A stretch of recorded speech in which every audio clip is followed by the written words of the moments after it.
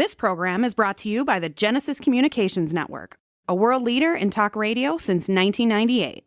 Visit GCNlive.com today.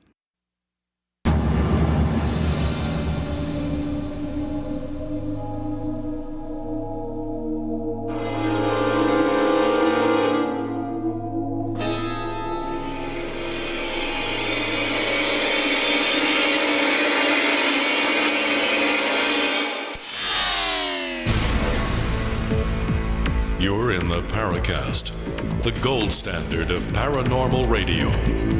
And now, here's Gene Steinberg.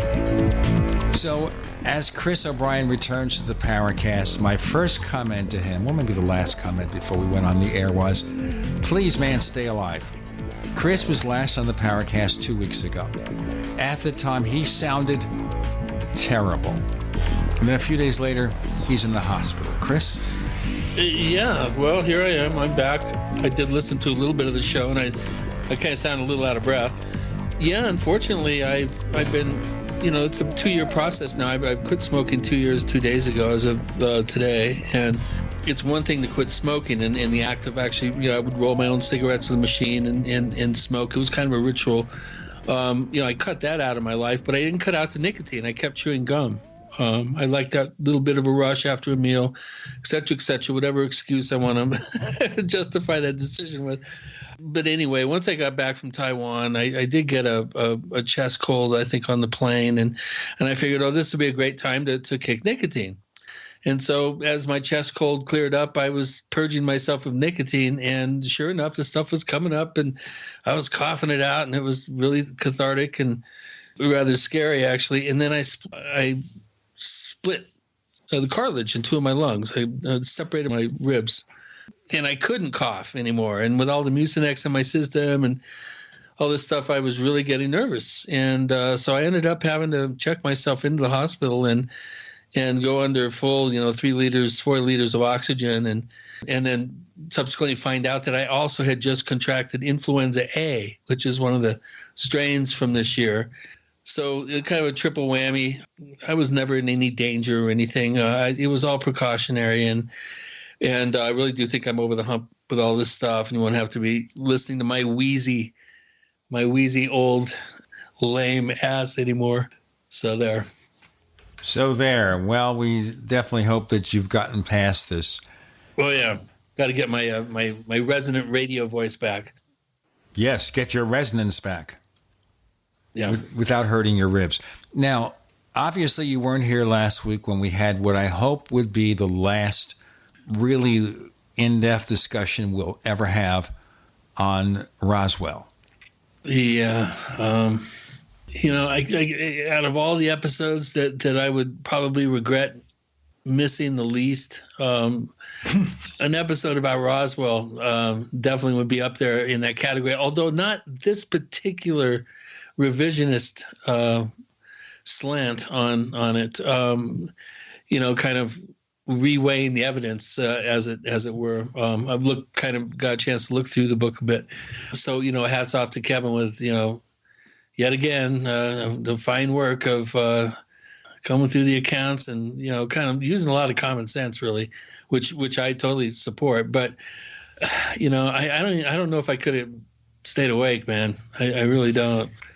Chris, Kevin has a fantastic mind, and I agree. It's only that it was him coming to the show about Roswell that, I would even kind of listen. I found it hard to be enthused about it, and it's nothing to do with him or Erica, but really, I just don't want to hear about Roswell for a long, long time. And if I get the chance, I'm going to ask Alejandro that. Enough. There are other cases.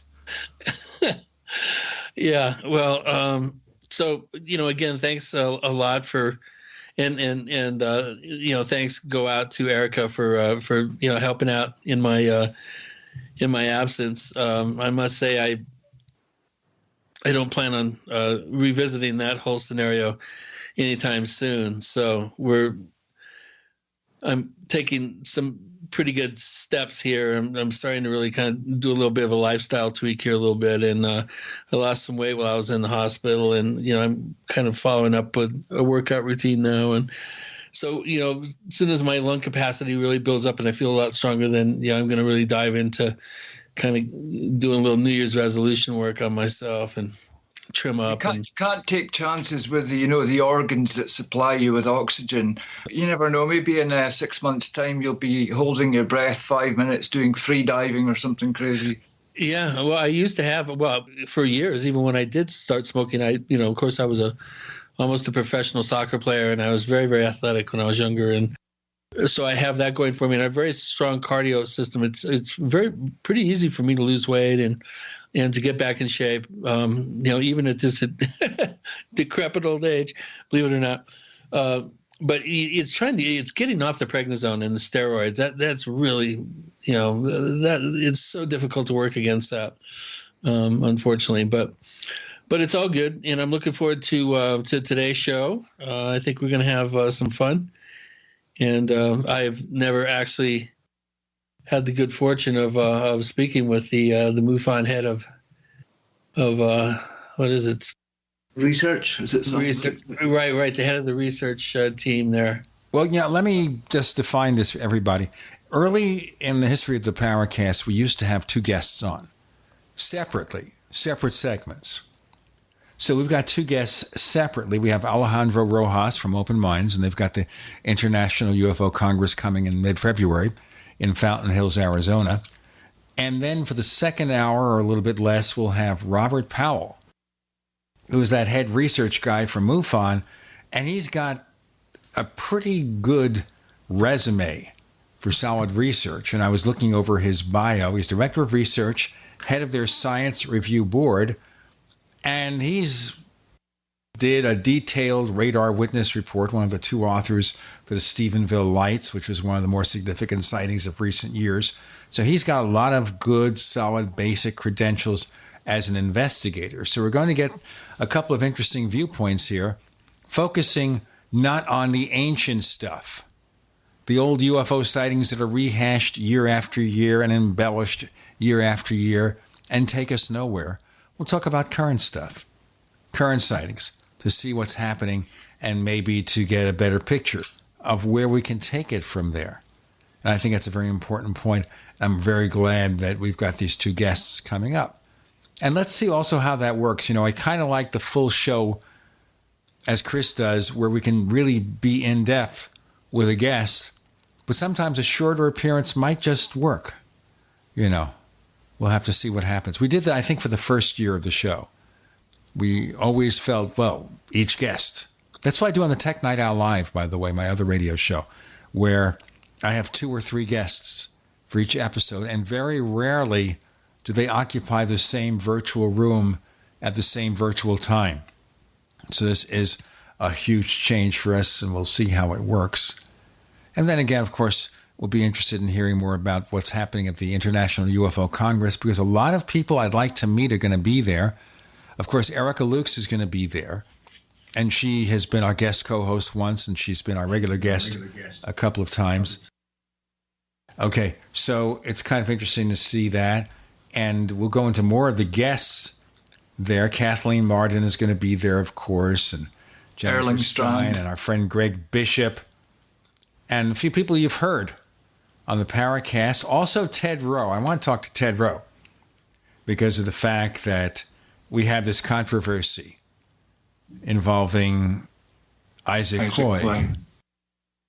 So that's definitely going to be real interesting to see what he has to say about that. So I'm going to be hanging out there, and Chris will be hanging out there, and we'll hopefully do a few interviews and see exactly where things stand. Dr. John Alexander is going to be there too.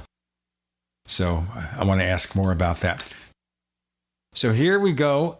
This week we've got Alejandro Rojas from Open Minds, who is, of course, the chairman or the chief cook and bottle washer of the International UFO Congress. He comes first, and then a little bit later in the second half of the show, we'll hear from Robert Powell, the head of research, director of research for the Mutual UFO Network, who has done a lot of credible work that we'll want to talk about more. Goggs Mackay is one of our forum moderators and a guest panelist. Chris O'Brien's back with Gene and Chris, you're in the Paracast.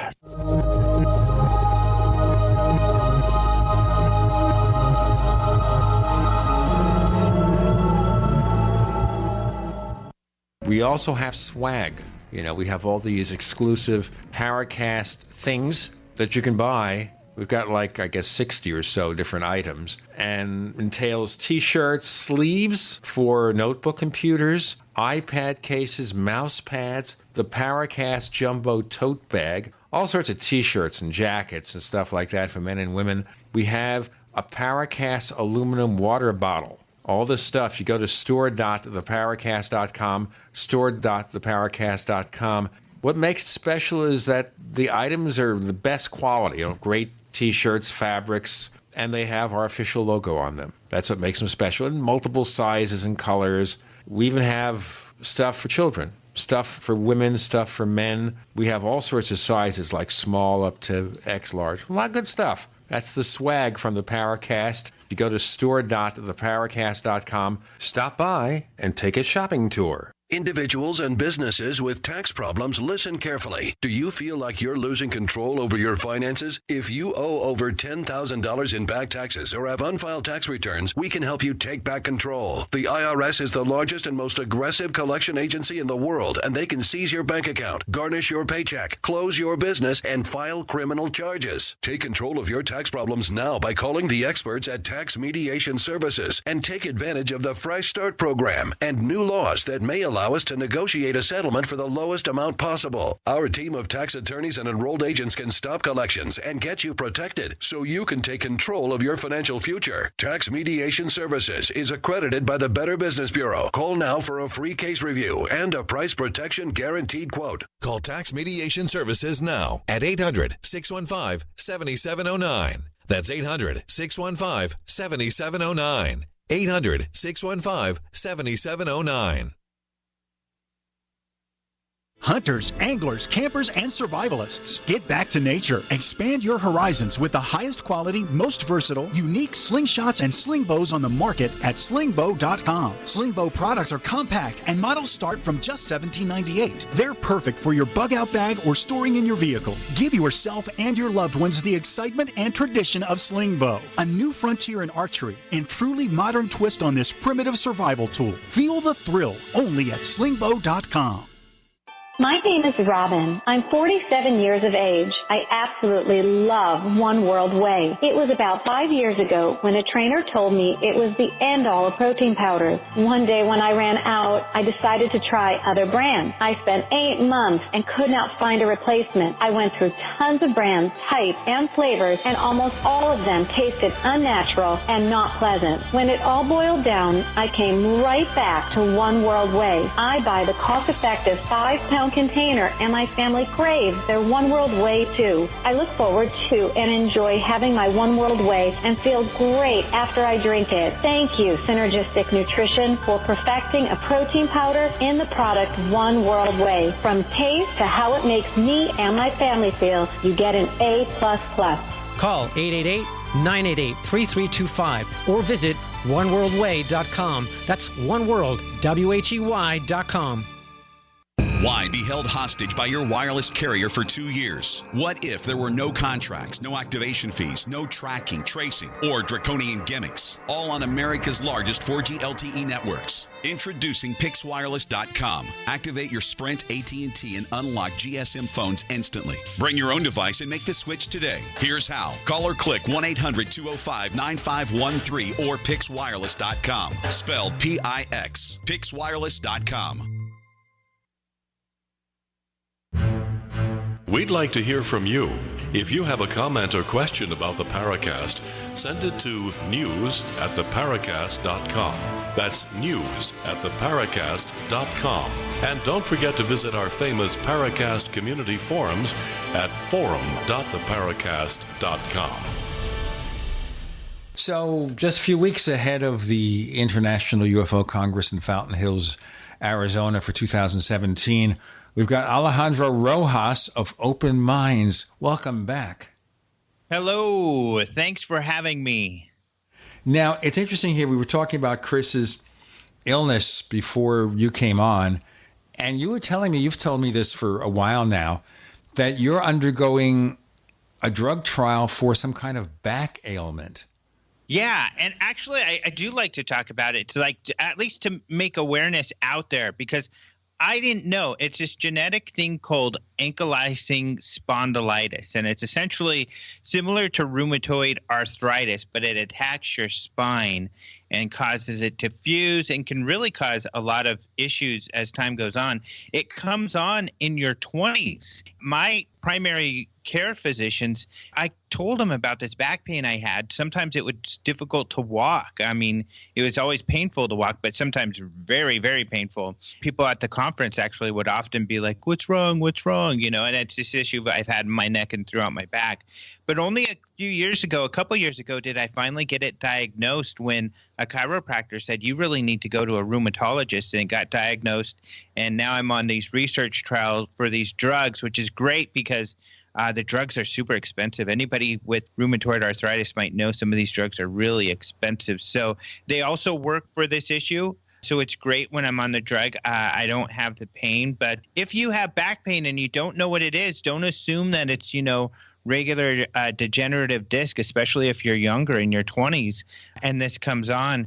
Go see a rheumatologist because this goes undiagnosed, and it's something, if I had caught earlier, I could have kept from some of the spinal fusing that I have gone on. So like my neck is pushed a little forward, I can't straighten it, and my back is completely stiff, so I can't really bend over and stuff. I could have, kept that from happening had I caught it earlier. Well, we're so glad that you finally got it worked out, though. Yeah, me too. And I'm going to get into the politics of healthcare in America. You're taking a drug trial, which means for the duration of this trial, you get the drug free. Right. But the very day that you're off this trial, you've got to buy it. Exactly. And hope that your health insurance will cover at least part of the cost. Yeah, from what I gather, best case scenario with most of these drugs, it's going to be like $1,000 a pop with good insurance. So, yeah, that's kind of an issue. And what happens with these drugs, people wonder, why are they so ridiculously expensive? Essentially, when a drug comes out, for many years, they're recouping their money on all of the research that they did because, of course, this research is extremely expensive and the research to develop it. 17 years for the patent. Yeah, so it's a money's game. I mean, it's all about the money. I mean, drugs don't get developed unless they figure they can make money off of it. And then once they do develop them, that's why they're so crazy, ridiculous expensive, is that you're not just paying for your dosage, you're paying for so these companies can recoup. That's part of their... You're also paying for their advertising. Oh, everything. Yeah, they're advertising the entire cost that it took them to get this product out there. And it's part of, what they plan when it's all numbers on their end. I mean, so what can you do? Yeah. Well, the one thing, of course, is to buy it in Mexico. Yeah. But and that's what really gets me about America. I mean, not to get too much into politics, but that, people get so caught up in picking sides and choosing sides, and that foregoes the issue. And the issue is people not having access to healthcare, people dying, people, who can afford the outrageous costs. And, if you look at socialized healthcare, sure, there are some negatives, but at least, people don't have to die in pain in their beds at home. And that does happen.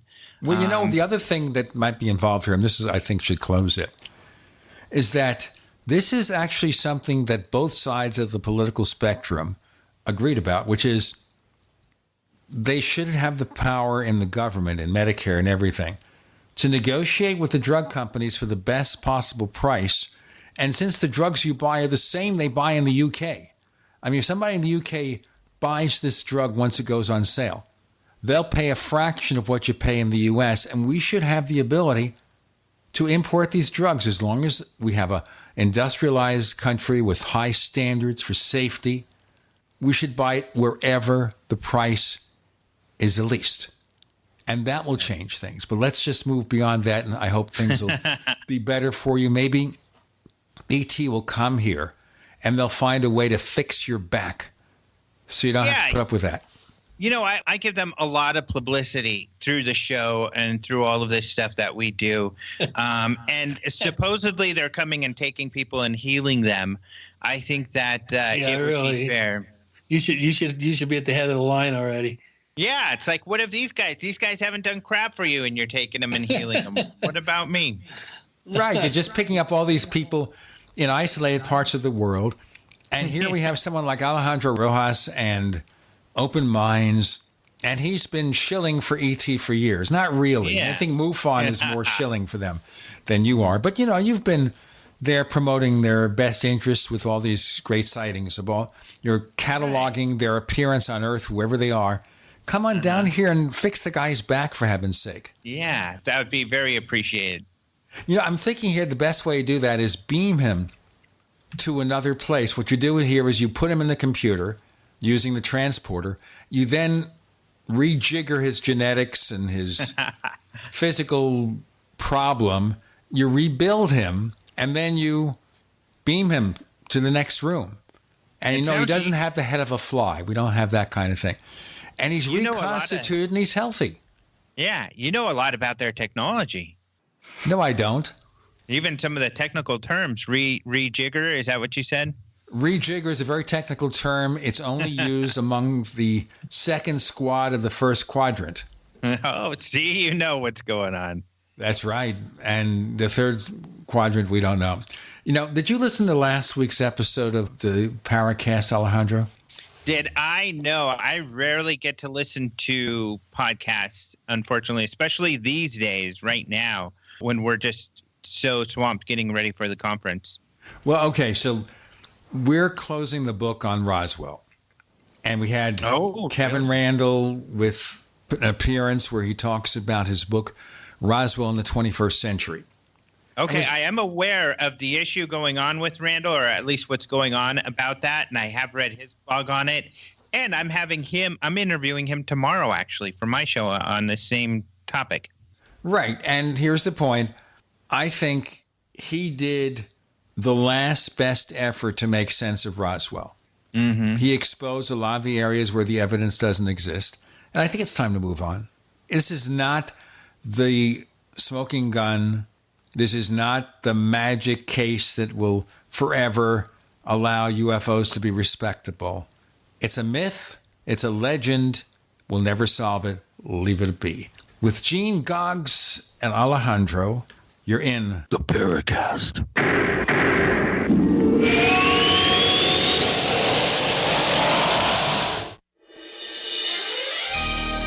Thank you for listening to GCN.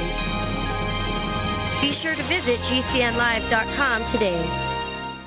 Paid non-attorney spokesperson Adam Pulaski of the Pulaski Law Firm with principal office in Houston, Texas is the attorney responsible for the content of this ad. This ad is not legal advice, and the choice of a lawyer should not be based solely upon advertisement. Services may not be available in all states. Attention Xarelto users. If you or a loved one took Xarelto and suffered a serious bleeding event, you may be entitled to financial compensation. Xarelto is a popular prescription blood thinner used to prevent blood clots and protect patients from strokes. These serious bleeding events have led to numerous cases of hospitalization and even death. Phone lines are open 24/7. Call 800-261-0937. That's 800-261-0937. Hi, this is Ted Anderson. I'm here to tell you about GCNtelecare.com, a team of board-certified doctors assisting you 24 hours a day, 7 days a week, 365 days a year. Within 15 minutes of registration, care your family can afford. Revolutionizing the healthcare industry, virtual consulting providing diagnosis of non-emergency medical issues by phone or secure video on computer or smart mobile devices. GCNtelecare.com, virtual care anywhere.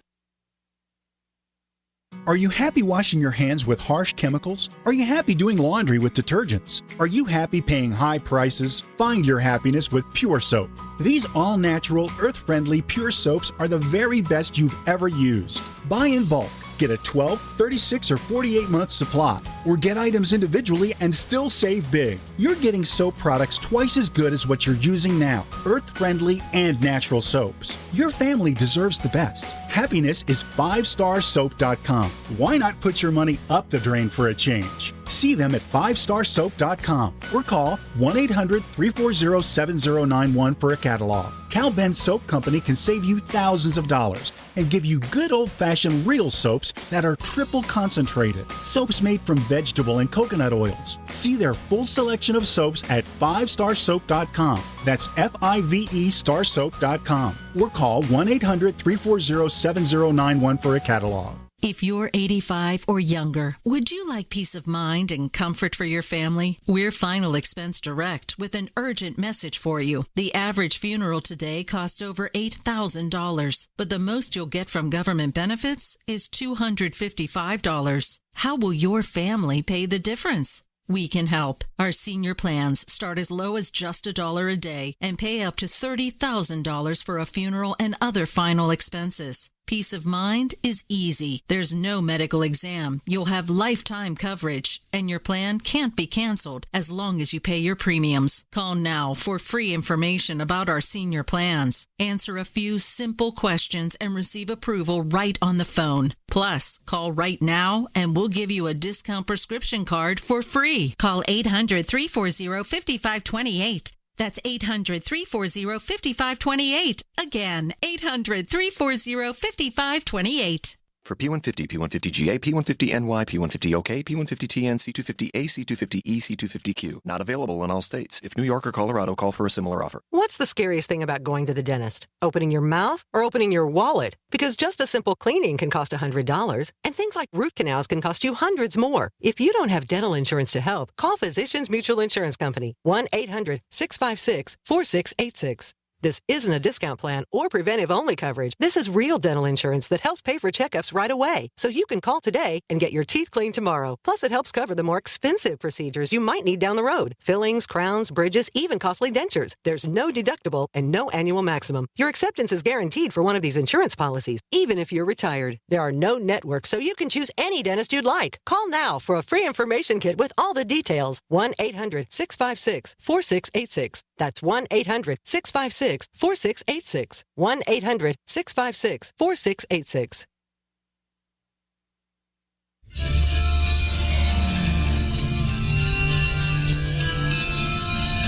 Hi, this is Bryce Abel. I'm the producer of Dark Skies, the co-author of AD After Disclosure, and you are listening to the Paracast, the gold standard of paranormal radio.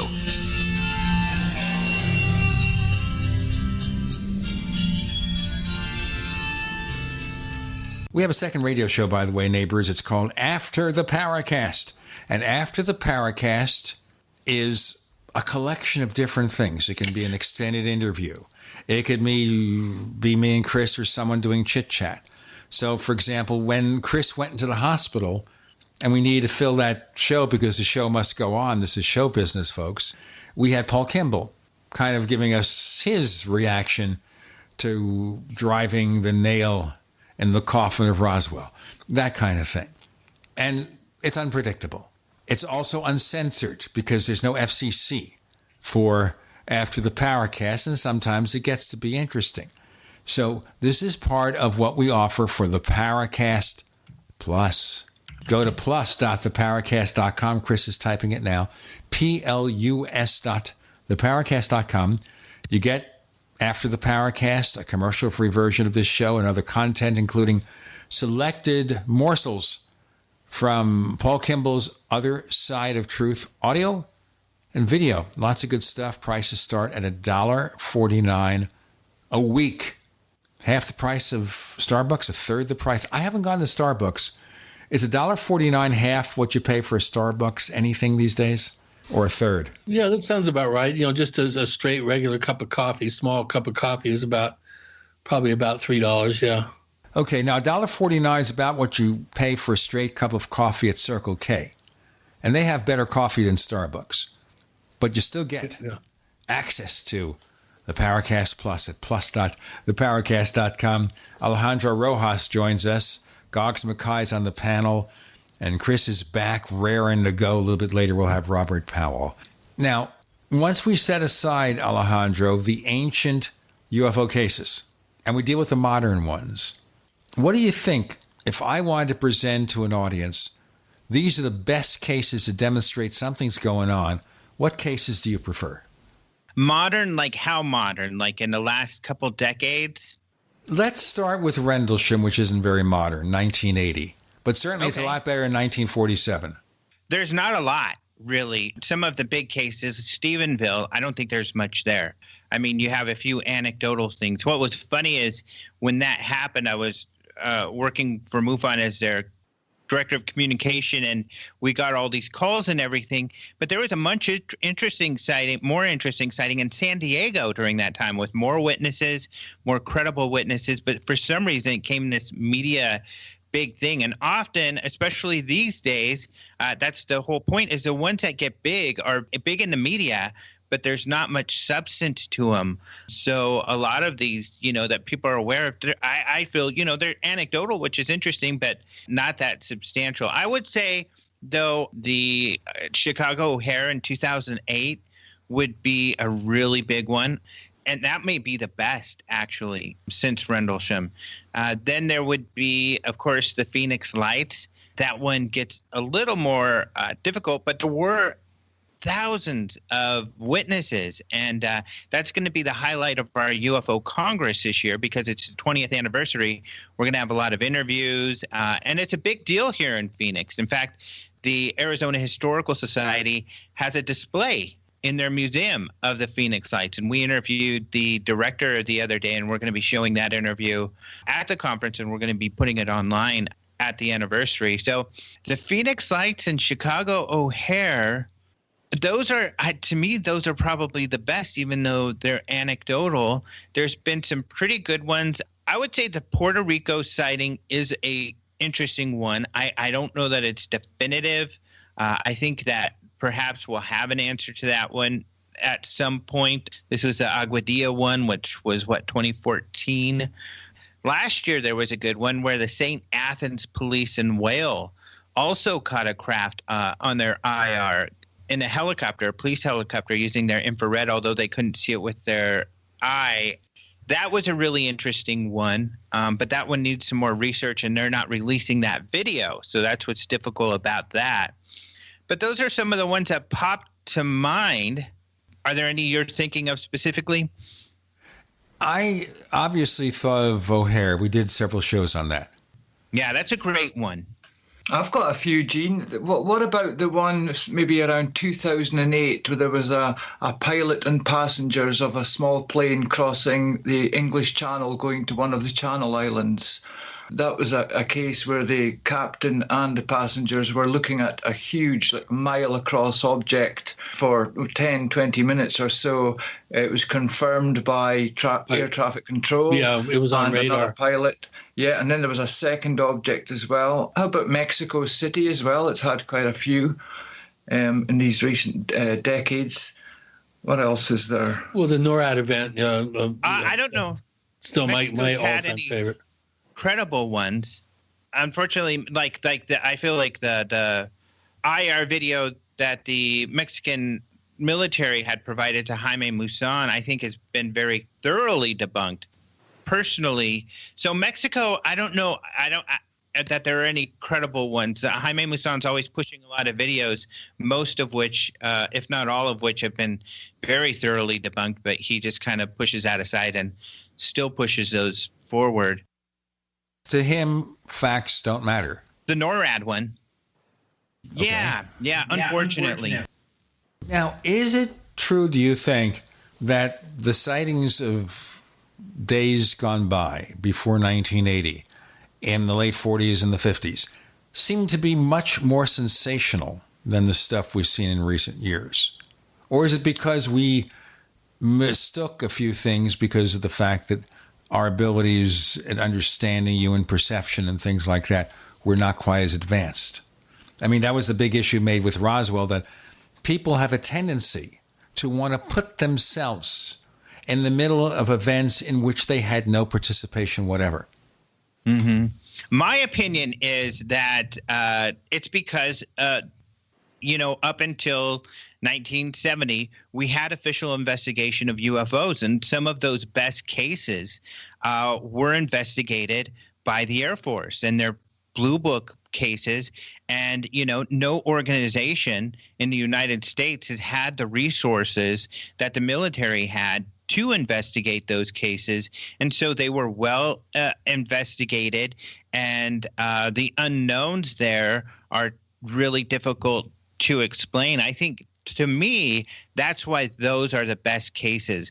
But now that important organization is no longer sharing their UFO research, that's why we don't have as many cases, because then it's left up to, the civilian organizations, most of which are unqualified, volunteers who just don't have the qualifications to thoroughly investigate these cases, nor do they have the credible. Usually, you don't have the credible input of, military witnesses who were involved. So I think that's what becomes difficult. Even with Chicago O'Hare, what was interesting about when John Hilkovich, the Chicago Tribune writer, went to investigate, he ran into many of the roadblocks we all do. For instance, United saying, no, there's nothing going on here. The FAA saying, no, we didn't receive any reports. And then having to, at least the FAA, having to change their position once he did submit the FOIA. And they said, oh, yeah, we did get some. So, they still weren't forthcoming with information with him. And you'll talk to Robert Powell in a bit, and he'll even talk about how difficult it is to get radar data from the FAA or anyone. And they've even shut some doors, and he can explain that better. Now, one big thing we had then that we don't have now, and I mention his name all the time, and I'll go into it in our next segment, was Major Donald Kehoe.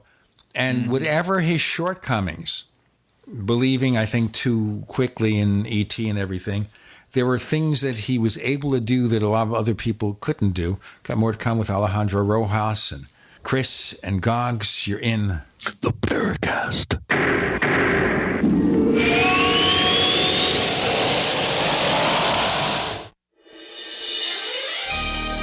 Thank you for listening to GCN.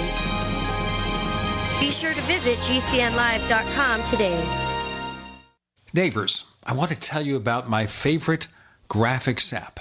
It's the award-winning Graphic Converter. Graphic Converter is the universal genius for photo editing on your Mac. Join over 1.5 million loyal users for this Swiss Army knife photo editing app.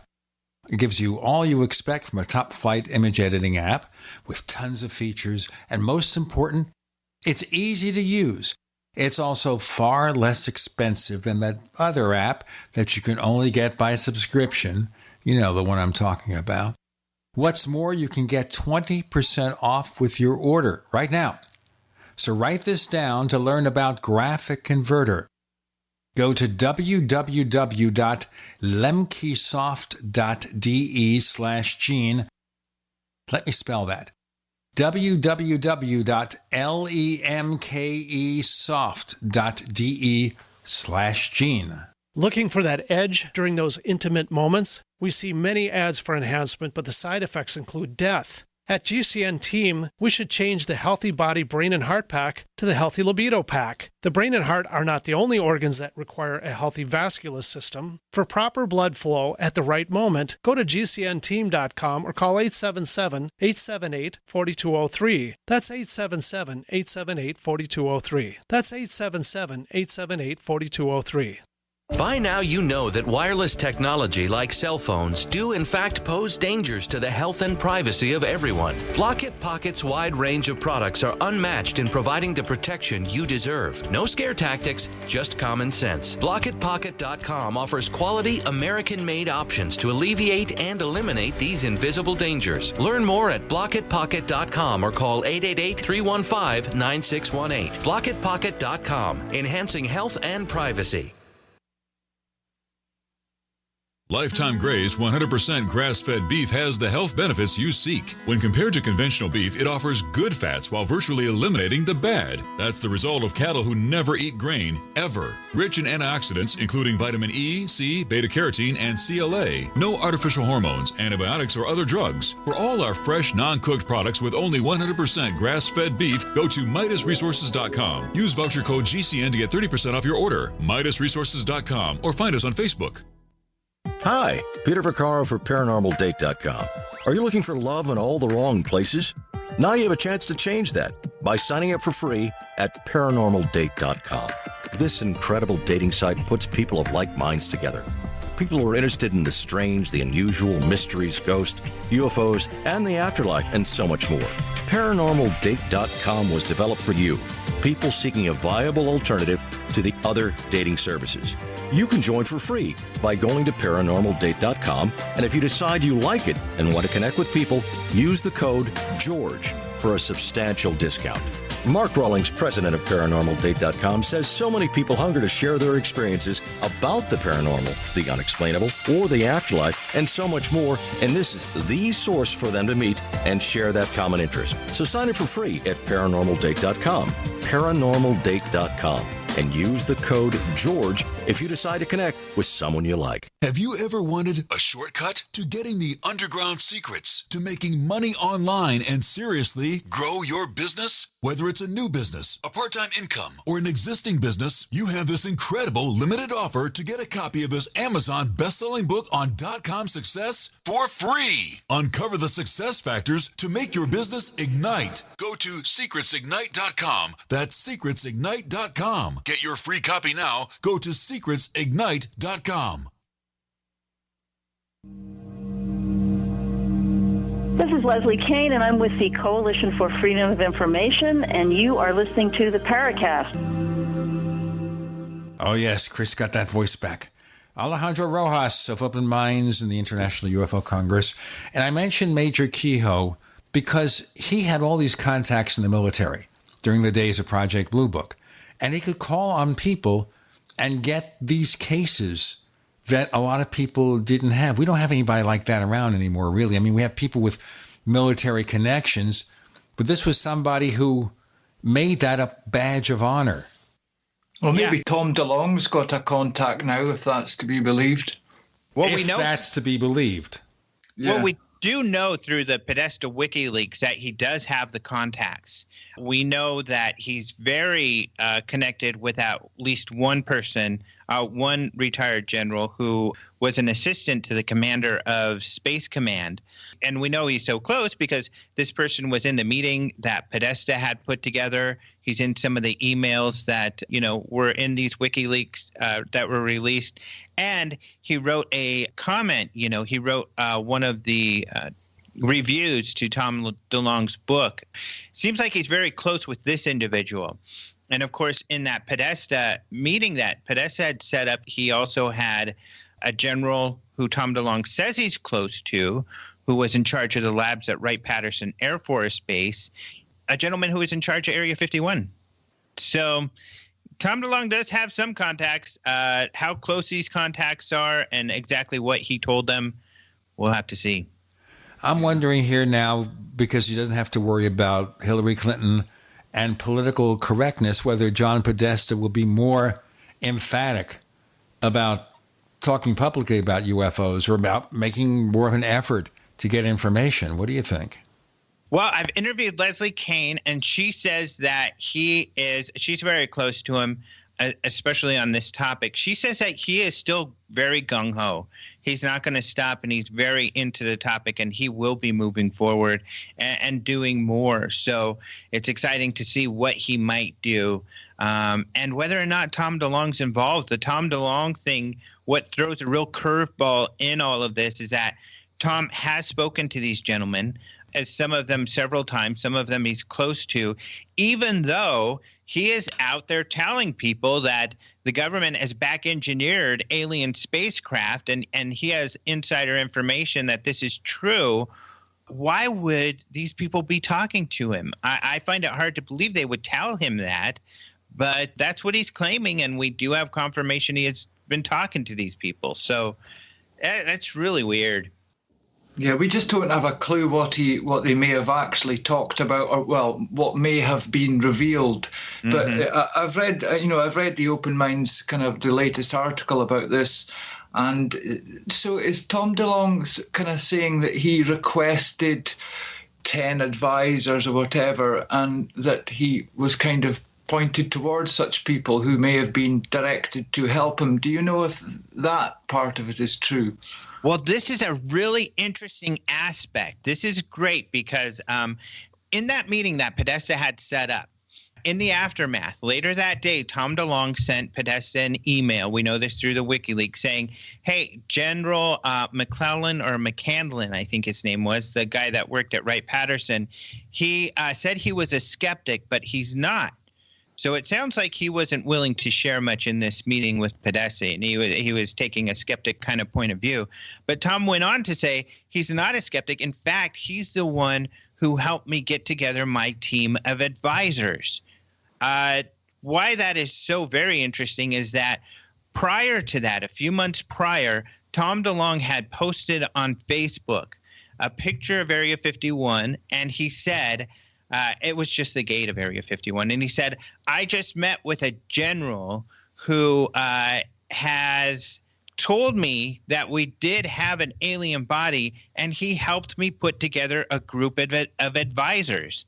At that time, he didn't say who that was, but given what the WikiLeaks say, it seems like it was this Wright-Patterson guy. So is that true? Would this guy say we have an alien body? He also told Podesta in that email, he said, this is the guy that worked at Wright-Patterson, which is where they sent the Roswell craft.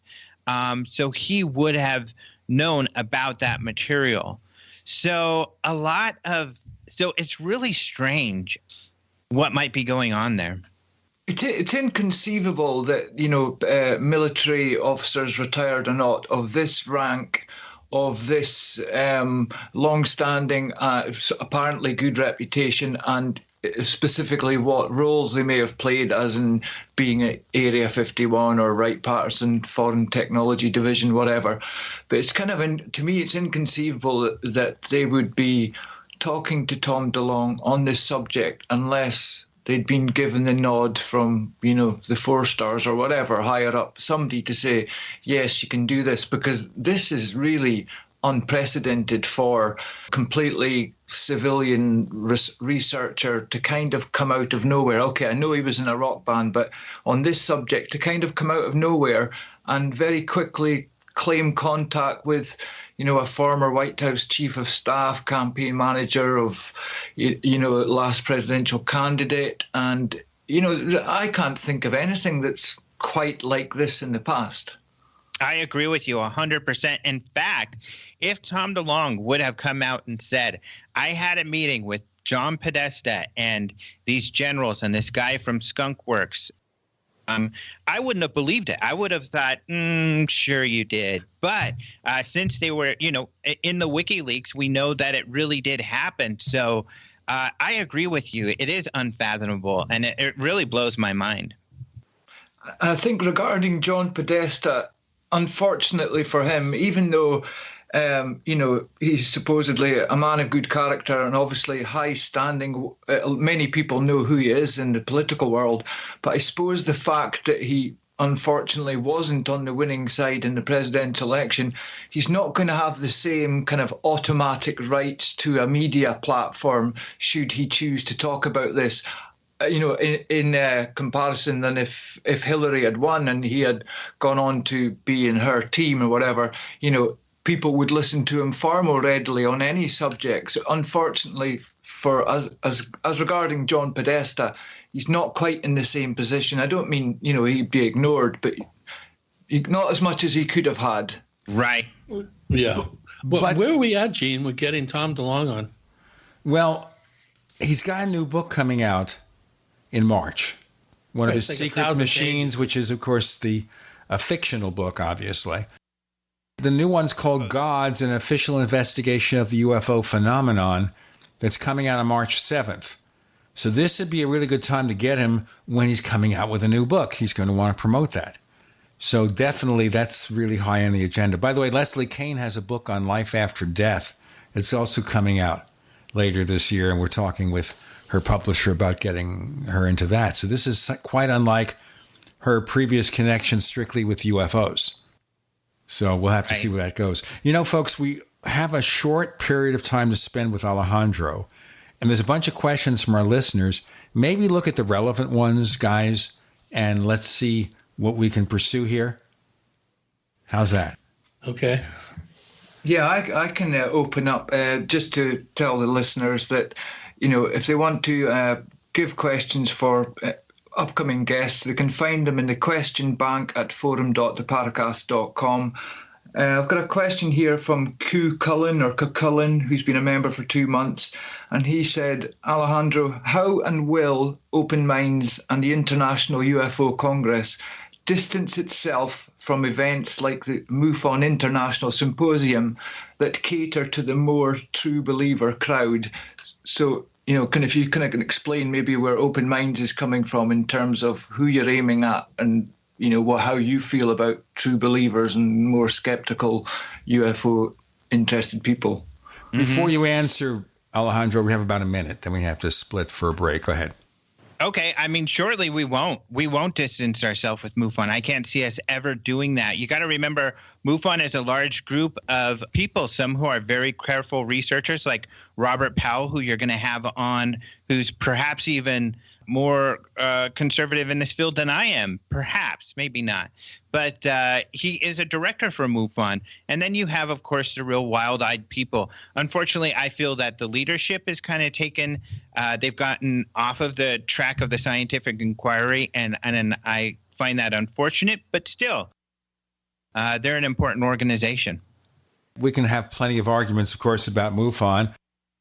And we've mentioned, for example, Erica Lukes having some unsavory experiences with some of the leadership of MUFON.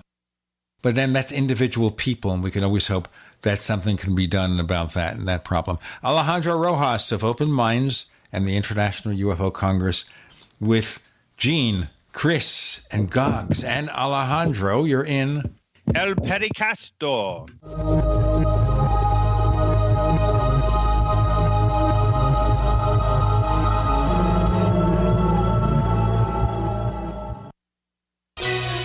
Thank you for listening to GCN. Visit GCNlive.com today. Attack of the Rockoids has been well received by critics and readers alike. It's a thrill-a-minute story you'll never forget. A former U.S. military intelligence officer is haunted by intense dreams about a beautiful woman pleading for his help after a terrible battle in outer space. But the dreams turn out to be true and thrust him into a telepathic love affair with a woman whose faraway planet is intent on destroying the Earth. And now the gripping tale continues in The Coming of the Protectors. It's the second book of the Rockoids trilogy, a galaxy-spanning adventure that pits our hapless heroes against powerful, fanatical enemies that threaten the lives of freedom-loving beings everywhere. Attack of the Rockoids and The Coming of the Protectors. Classic science fiction at its best, available now. For more details, visit rockoids.com. That's ROCKOIDS.com.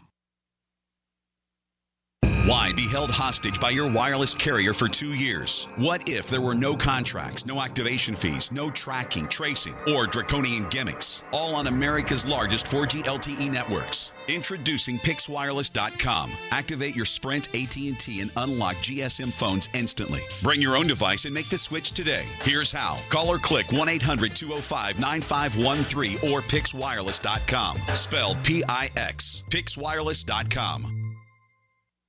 This is Dan Pilla. Do you owe the IRS money you can't pay? Are tax debts crippling you? I've defended people from the IRS for over 30 years. I've helped thousands, and I can help you too. I wrote the book on IRS settlement, and I'm telling you, there's no such thing as a hopeless case. Call 800-34-NO-TAX to finally get free of IRS debt. With the IRS's new programs, there's never been a better time to solve your problem. Call 800-34-NO-TAX. That's 800-34-NO-TAX, or my website, danpilla.com.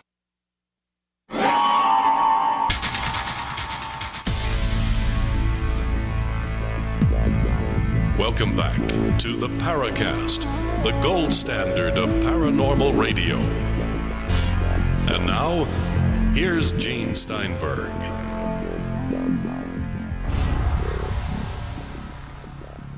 This is El Paracasto, and I'm going to be on the L now. When I think of El, you think of the Spanish word. I think of New York City.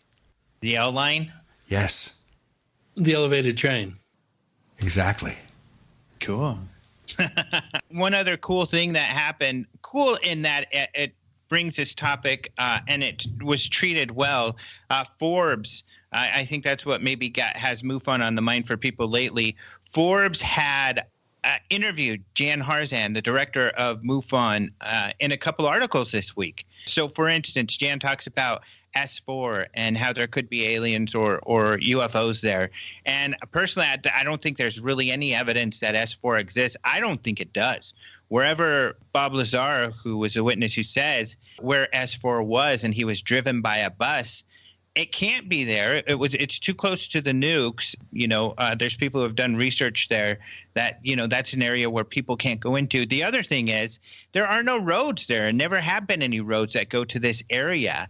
So I don't know that S4 exists. There is an S4 on the base, surprisingly, but it's part of this other group of buildings that is in a completely different place, not a below ground secretive type of thing. So he has some views, and everybody has views and opinions, but the Forbes articles really did at least treat the subject respectfully, and that was cool. At least it brings more attention.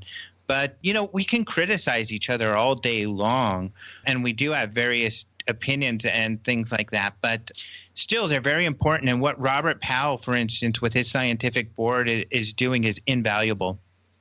That's good. I can't wait to get a chance to pick his brain a little bit and find out, so what his motivations are. I think that's always a question that should be asked anybody that's higher up in MUFON is, what's your motivation? Yeah. We have a question here from Sand, who's been a longtime poster here at forum.theparacast.com. Actually, Christmas, he signed up in 2014.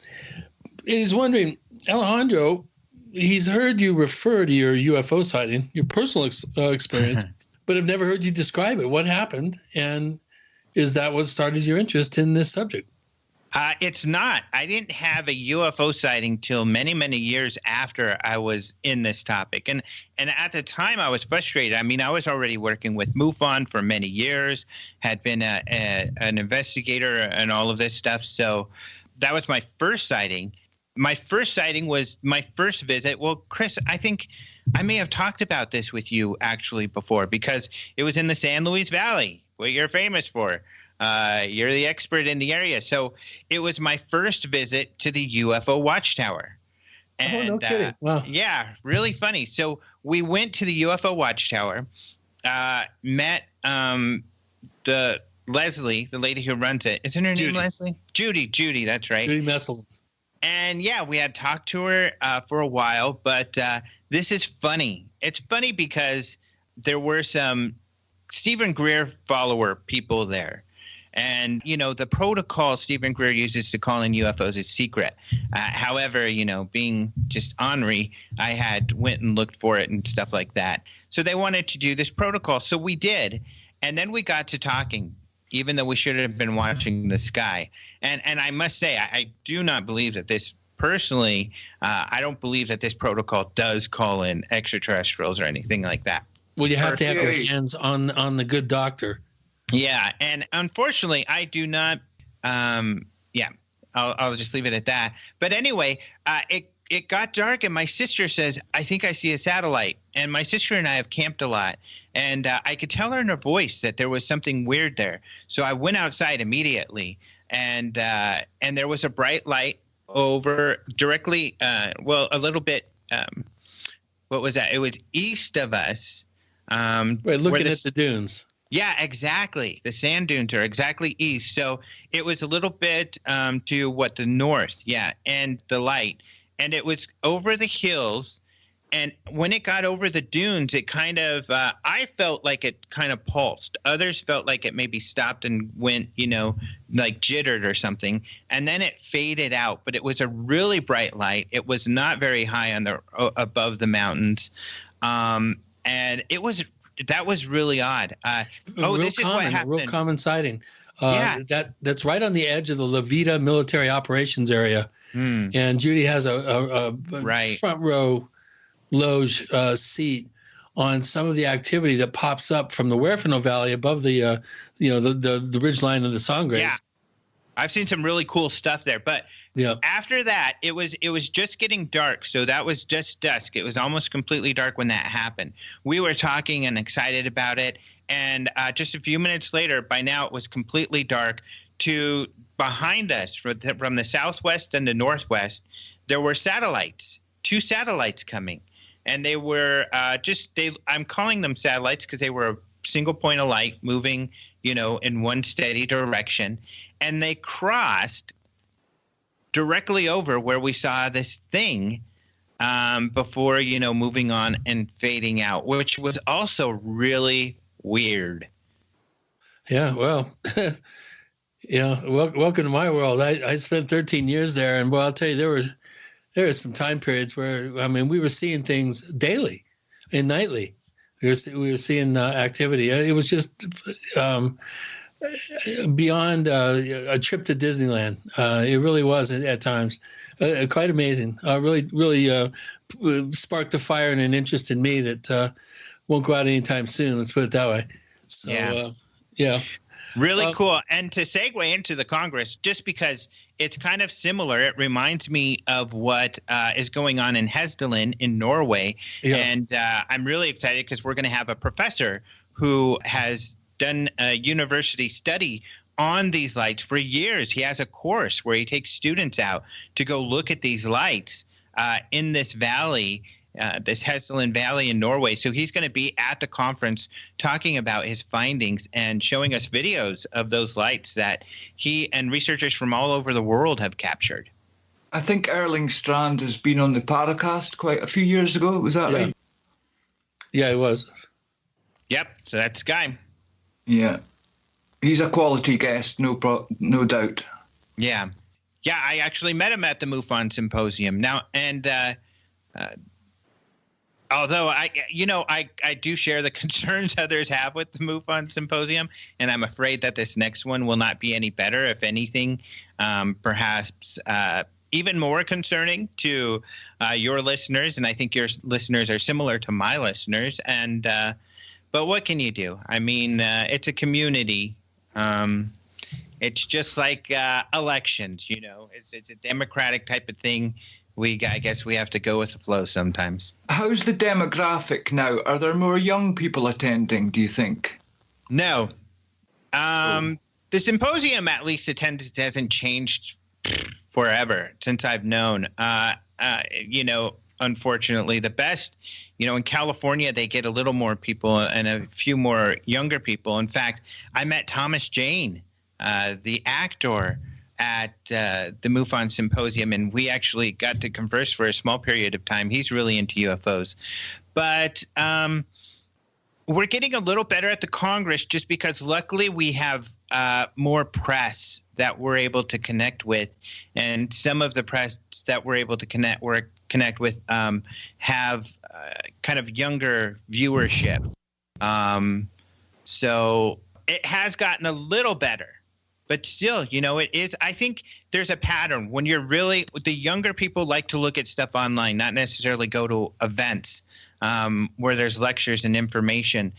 When you're in your 30s and 40s, you're busy with your kids and your career. Who can take a week off to go to something like this?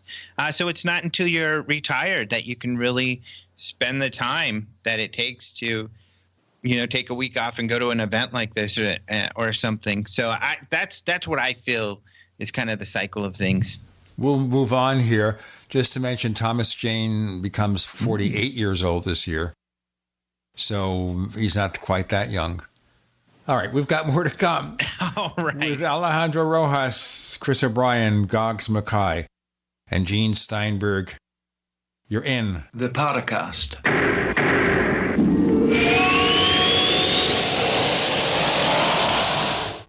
Attack of the Rockoids has been well received by critics and readers alike. It's a thrill-a-minute story you'll never forget. A former U.S. military intelligence officer is haunted by intense dreams about a beautiful woman pleading for his help after a terrible battle in outer space. But the dreams turn out to be true and thrust him into a telepathic love affair with a woman whose faraway planet is intent on destroying the Earth. And now the gripping tale continues in The Coming of the Protectors. It's the second book of the Rockoids trilogy, a galaxy-spanning adventure that pits our hapless heroes against powerful, fanatical enemies that threaten the lives of freedom-loving beings everywhere. Attack of the Rockoids and The Coming of the Protectors. Classic science fiction at its best, available now. For more details, visit rockoids.com. That's ROCKOIDS.com. Good day, America. Are you tired of your butt cheeks being frozen? Tired of cold hands or cold feet? I'm tired of the cold. Well, there's a new kid on the block. It's Fortress Clothing. Fortress will keep you warm. Fortress does what no other clothing company has ever done. We keep you warm in the cold, even when wet. You heard that right, even when wet. No BS, no gimmicks. Work, play, sweat in the cold, and stay warm. So quit your complaining and go to fortressclothing.com. fortressclothing.com, enter coupon code AMERICA and get 20% off any item. Mittens, jackets, pants, balaclavas, or hot socks, fortressclothing.com, enter coupon code AMERICA. You're going to love being warm all winter long. fortressclothing.com.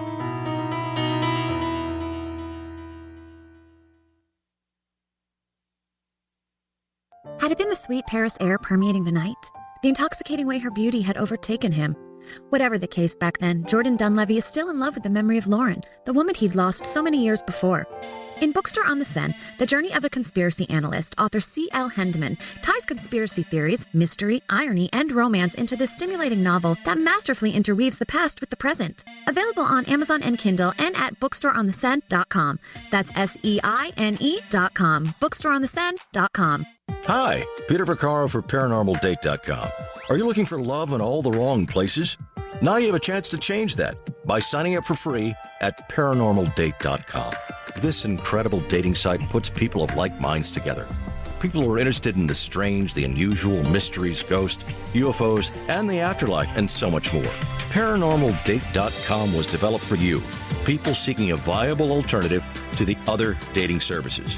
You can join for free by going to ParanormalDate.com, and if you decide you like it and want to connect with people, use the code GEORGE for a substantial discount. Mark Rawlings, president of ParanormalDate.com, says so many people hunger to share their experiences about the paranormal, the unexplainable, or the afterlife, and so much more, and this is the source for them to meet and share that common interest. So sign up for free at ParanormalDate.com, ParanormalDate.com, and use the code GEORGE if you decide to connect with someone you like. Are you looking to become more self-sufficient? Then you need to have your own energy source. The Solark EMP hardened generator is automatic, maintenance-free, and reduces your monthly electric bill. You can also take it off-grid when you go camping. Contact PortableSolarLLC.com or call for details at 972-575-8875 today. Portable Solar LLC gives you everything you need to start using solar energy in less than 1 hour. Solark EMP hardened solar generator energy insurance for your family or business. Call Portable Solar LLC today. We'd like to hear from you. If you have a comment or question about the Paracast, send it to news@theparacast.com. That's news@theparacast.com. And don't forget to visit our famous Paracast community forums at forum.theparacast.com.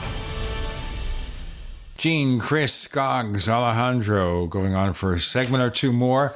A little bit later, Robert Powell joins us. He is the director of research for MUFON. He's done a lot of work on Stephenville and a lot of other cases. A Puerto Rican case from 2013 that's really significant. I'm going to ask him also about what he knows about this Chilean case that happened a couple of years back that may have been identified as a conventional object, but it's important to get that in perspective, because what happens with UFO cases all the time is they get a legendary status sometimes, and if you solve them and they're conventional, people don't believe that. You know, how do you feel about that phenomenon, Alejandro, that you can't disprove a good UFO case? Because if you do, it'll just resurrect itself. It's like a discredited researcher. Yeah. This researcher is shown to be a fraud. And I won't mention one particular one from Pennsylvania whose credentials were fake, And he's back in it now. It was all fake news, I guess. Yeah, it's frustrating. I mean, it's just really frustrating. The media is really bad because when a case goes out, because this happened a lot when I was working with the media with MUFON, and it still happens, where a case happens, a sighting happens, it makes really big news. But once we would figure out what it was, and typically it was, and it's something mundane, and then you would send out a press release on that, no news at all. No one would cover that part because, the cycle for that story is gone. And there is no story about, hey, we figured out this was just a balloon or something. Yeah, it's really frustrating that happens. But, in this field, that's the hard part is you get just beat up left and right. It's one of the reasons why I try to tell people not to pay too much attention to like social media postings and stuff. Because you can spend all your time just fighting with people online, and that really saps your energy. Whereas, a lot of us, like me, and I need to focus on the work. I need to focus on the day-to-day so I can get that out. And if people are disappointed with it, I'm sorry, but, they're there because they appreciate the information and the information getting out. And that's what I need to focus on so that it can get out. Because otherwise, I'd just be spinning my wheels arguing minutia. And never ends. Any more questions from listeners? We got a few there. Yeah, there are actually. Again, I think we've kind of addressed most of them, but there's still one or two here. And let me just click over. So this one comes from Blowfish, who is one of our. Well, actually, it says location, Indian Ocean. Oh boy, maybe he's Diego Garcia. Anyway, he's been a long-time poster, going on 7 years, as a poster here at forum.theparacast.com. And he's wondering, Alejandro, what is your most credible UFO eyewitness you have encountered who saw so-called non-human beings? That's kind of part one. And then I guess the other questions actually are for Robert Powell. So we'll just ask you that one. What's the most impressive or credible UFO eyewitness to have encountered with so-called non-human beings in your estimation? That's a really, really difficult one. I mean, I feel Travis Walton is very credible. What he experienced, who knows, really? But and I feel more, that he and the other witnesses really saw a craft and that he really disappeared for that period of time. One of the reasons I believe that is that I have been able to spend a lot of time with the other witnesses. My girlfriend actually put on his 40th anniversary event, and she went independently and found witnesses such as a first police officer on the scene herself. And these were people that Travis nor any of the witnesses had spoken with. And she spoke with them directly. And she was concerned too. She was like, what if when I talk to them, they're going to say, this was all bunk or something? But they didn't. They were all. We have the video, actually. You can see it on our video portal. But where the police officers up there talking with them, and this was the first time they had seen him since that evening when the whole thing had originally went down.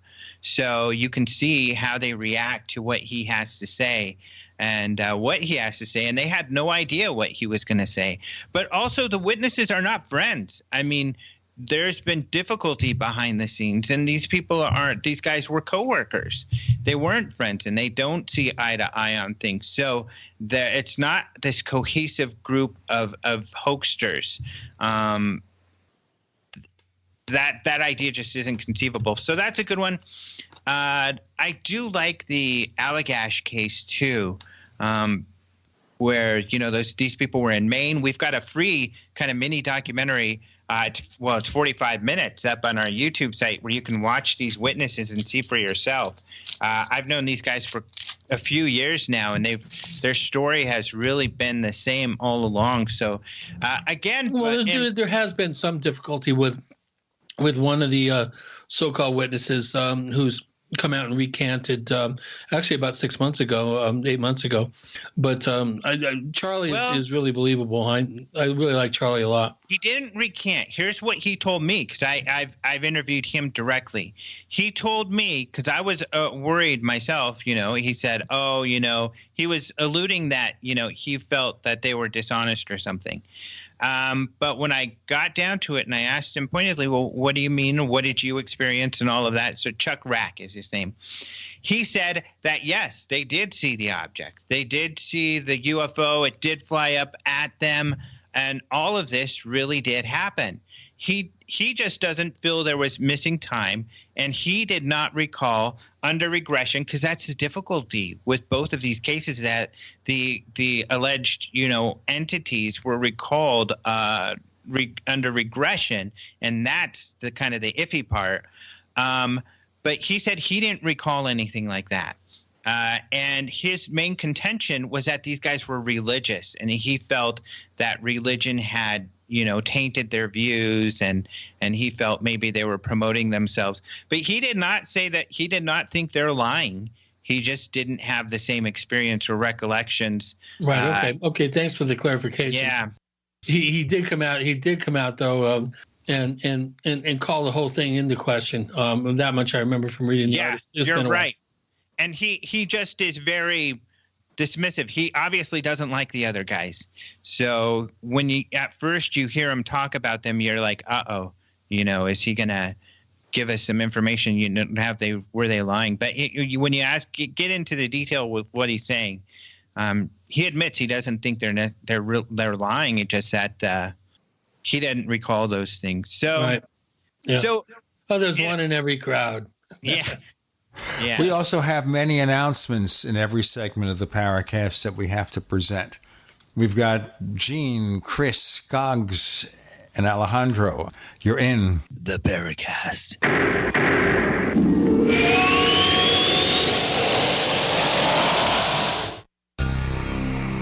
Thank you for listening to GCN.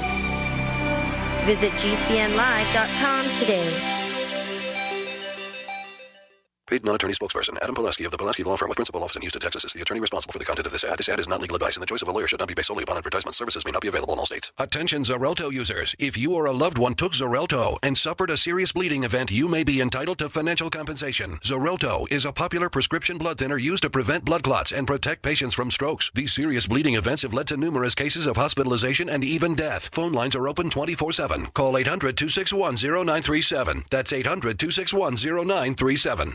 We're all looking for safe, effective, and all-natural remedies for ourselves and our family. The solution is Simplex. Simplex oils provide natural anti-inflammatory and pain relief, antioxidant and nerve protection, and is an amazing topical acne removal and skincare supplement. Natural healing at a very affordable price. Find out more about our non-psychoactive CBD oil products. Go to SimplexSpecials.com. That's SimplexSpecials.com. Dangerous blood clot device alert. If you or a loved one had an IVC filter placed to prevent blood clots from traveling to your heart or lungs and suffered an injury, you may be entitled to substantial financial compensation. The FDA warns that IVC filters may cause serious complications, such as heart or lung damage, internal bleeding, and even death. These dangerous blood clot devices can break, and the metal fragments can travel to your heart or lungs, causing serious injuries. If you or a loved one suffered organ damage or other injuries from an IVC filter, you may be entitled to substantial financial compensation. Act now. Time is limited to file a claim. For a free consultation and free information, call Injury Help Desk at 800-478-1507. 800-478-1507. 800-478-1507. This is an advertisement. Paid non-attorney spokesperson. InjuryHelpDesk.com is responsible for this advertisement. Principal office, Las Vegas, Nevada. Message and data rates may apply. Hi, I'm Frank Thomas. When I was playing ball, they called me the Big Hurt. But after I left the game, Mother Nature started putting a big hurt on me. I just couldn't stay in shape like I used to. Turns out, it wasn't my fault. Once you hit 40, your body has less free testosterone, and that can make it harder to get into shape. But luckily, I found out about Nugenics. Nugenix is a unique man-boosting formula powered by Testofen, a patented key ingredient clinically researched to help boost your free testosterone levels. Get a complimentary bottle now by texting PRIME11 to 42424. With Nugenix, you can feel stronger, leaner, with a lot more stamina and energy. And guys, she'll like the difference too. Nugenix is GNC's #1 selling men's vitality product. Get a complimentary bottle now by texting PRIME11 to 42424. Nugenix samples are not available in stores. So again, text PRIME11 to 42424. All right, guys, we're ready for our Four Seasons sunroom, and Daddy's gonna get a rec room with refreshments. Oh no, we'll be sleeping under the stars. Mom, what about the one with, the fun? Nice try, little bro. It's a gym. My gym. Hey, Grandma's getting her Four Seasons garden room, weather tight and still like being outdoors. Maybe a living room. Oh no, wait, a family hub. Yeah! No matter what the budget, the season, or the climate, Four Seasons sunrooms let you and your family enjoy the outdoors inside. Call now to hear more about these great offers from the premier manufacturer of sunrooms since 1975. More reasons for Four Seasons now. To find out more, call toll-free 800-848-6333. That's 800-848-6333.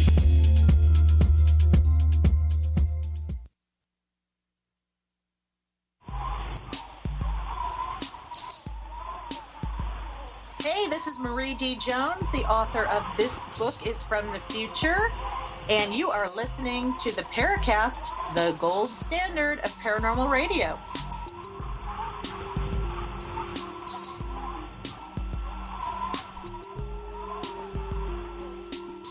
That was the ladies' man version. Oh, yeah. We got Alejandro Rojas of Open Minds and the International UFO Congress for one more segment, and then we will segue or jump across virtual realities to present Robert Powell, the Director of Research for MUFON, and talk about his investigations into key cases. Guys, are there any more questions of Alejandro before we progress? Well, I'm really interested, since we're all the way down to the last segment. I want to hear about what's happening for this year's International UFO Congress, who you have on the roster for speaking, and what some of the themes are. Be really good to hear about that. I think Robert Powell is one of the speakers, correct? And our recent new guest co-host, Erica Lukes, I seem to recall, is speaking. Who else do we got?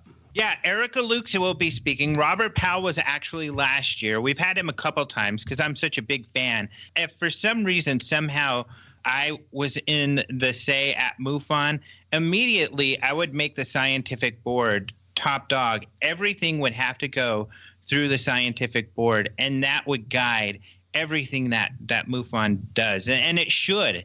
Robert Powell, I just think the world of him. But yeah, he was last year.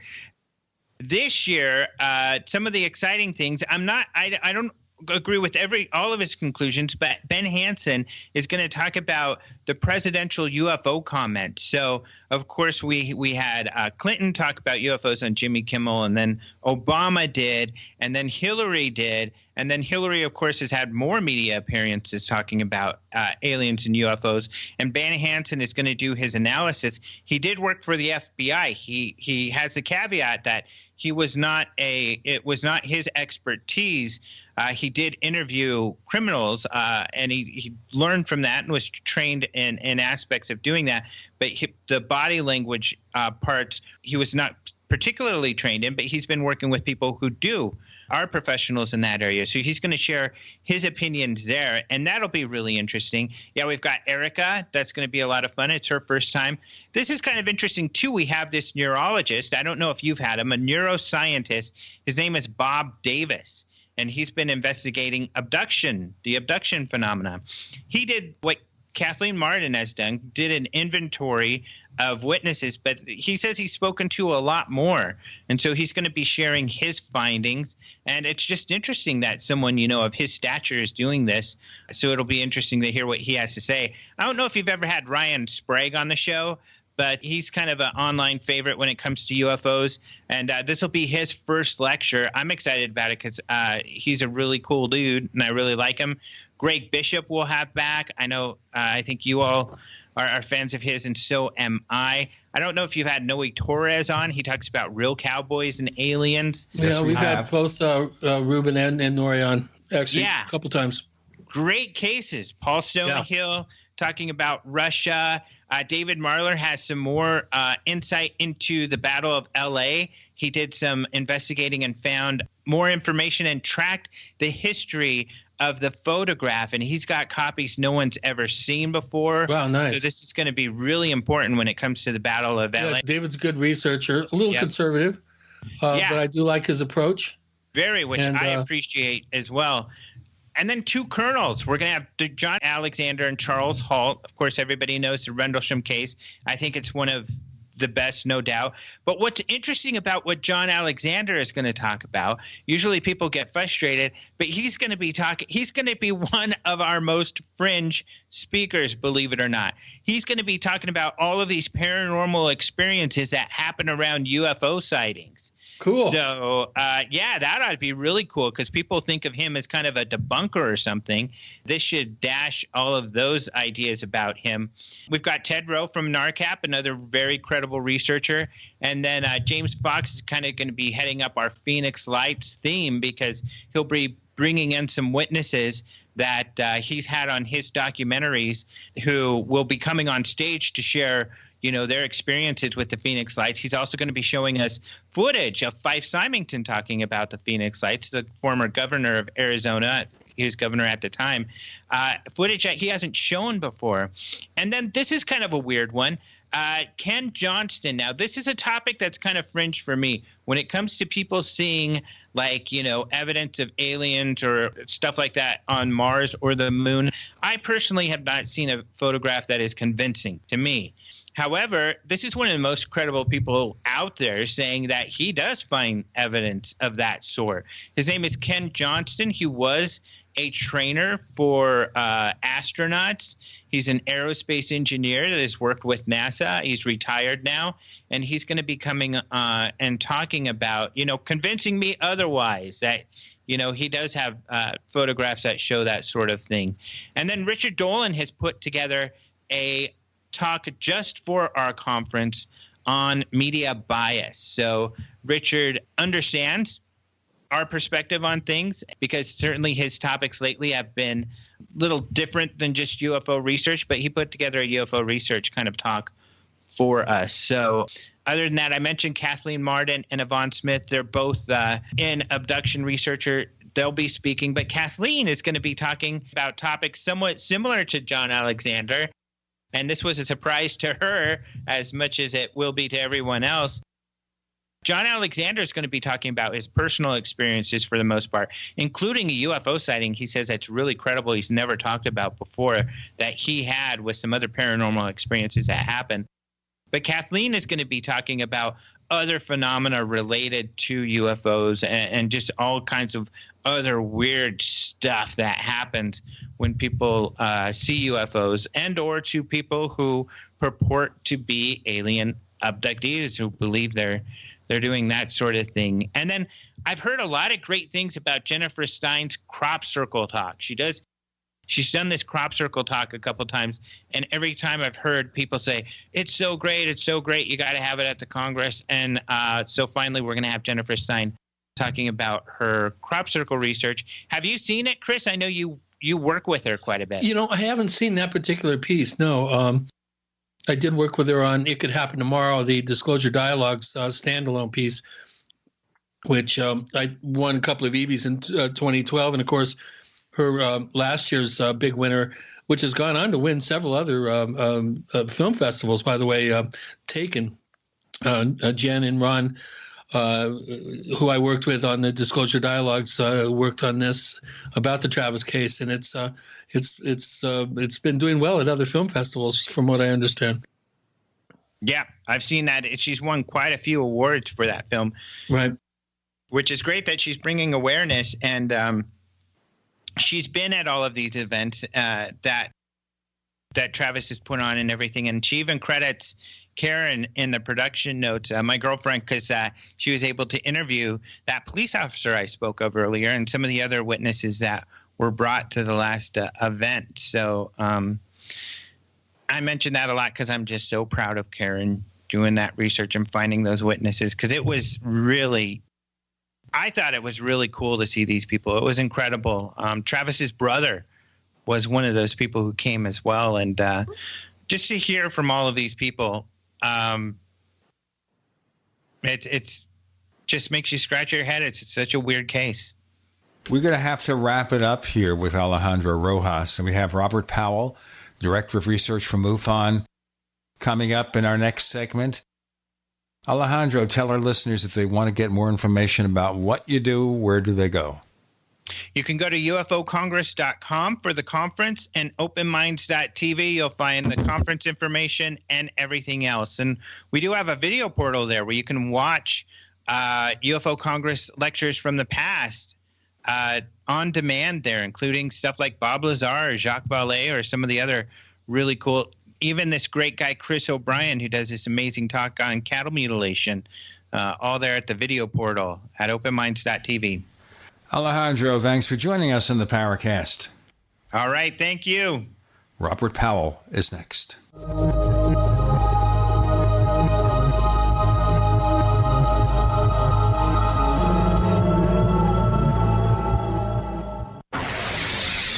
You are listening to GCN.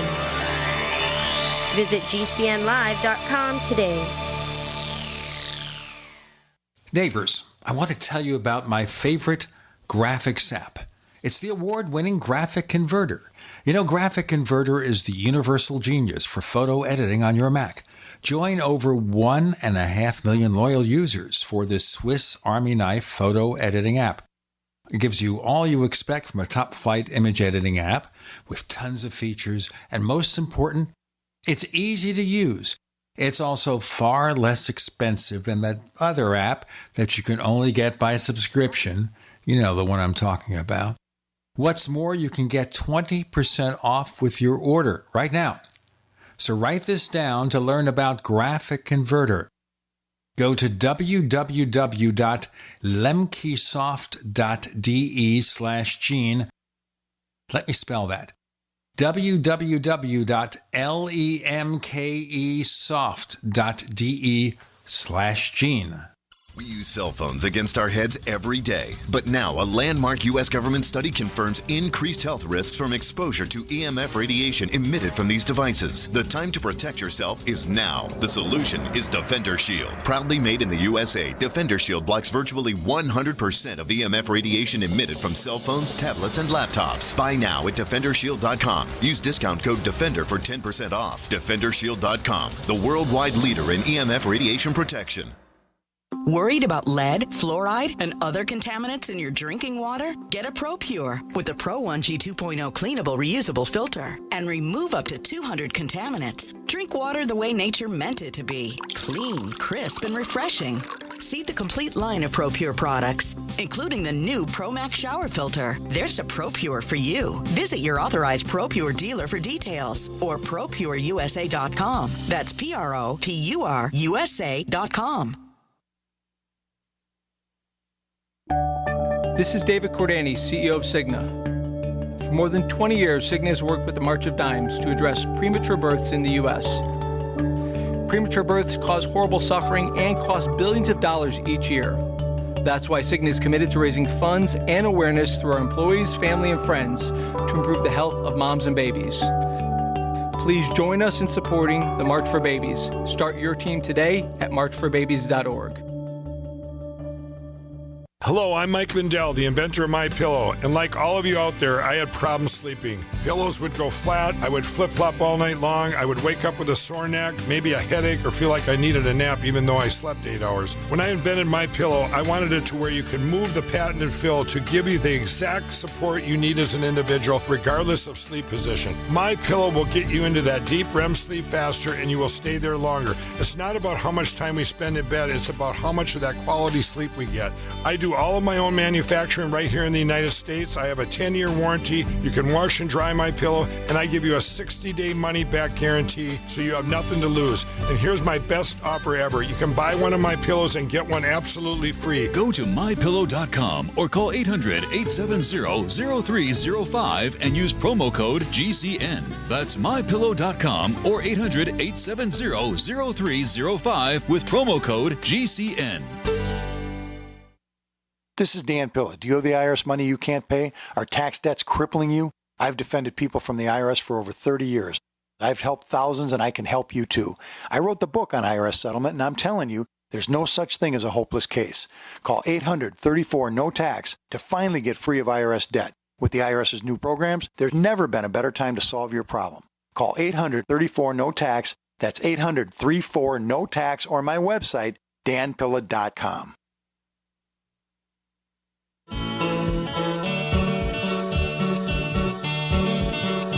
This is Micah Hanks of the Gray Alien Report, and you're listening to the Paracast, the gold standard of paranormal radio.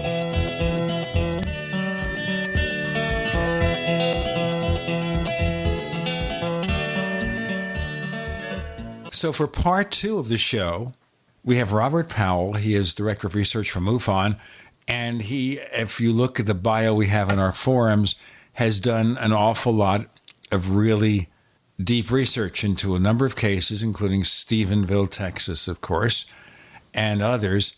And I want to talk to you about, Robert, first of all, is a case that came to us from this Huffington Post article written by Leslie Kane about something that happened, I guess, a couple and a half years ago in Chile. And this is kind of a controversial case because it sounded fascinating, and then we had the skeptics jumping in saying it was really explained conventionally. What happened? Well, as always, the skeptics jump in, and a lot of times the problem there is they don't always analyze it in a fashion where it's easy to follow what they do. What I like to do is actually analyze it, write up a full report, and then release it rather than try to releasing bits and pieces of analysis on the fly. And that's kind of what happened in the Chilean case. Leslie released that, and various people immediately, of course, wanted to debunk it. I contacted her because of my interest in the case, because the equipment used was the same equipment that was used, or very similar equipment to what was used in a IR case that occurred in Puerto Rico. And so that drew my interest, and there was some similarities there, and I was already familiar with the equipment, so I wanted to take a look at it. Now, can you be more specific about what kind of equipment we're talking about and the similarities, if any, in the sightings themselves? The equipment is a Westcam system made by a company, Westcam in Canada. This is called the MX-15 system, and it's basically about $250,000 system, a military grade. It's cooled with liquid nitrogen. It runs in what's called the mid-range IR, which is 3 to 5 microns, and it's a very high quality system.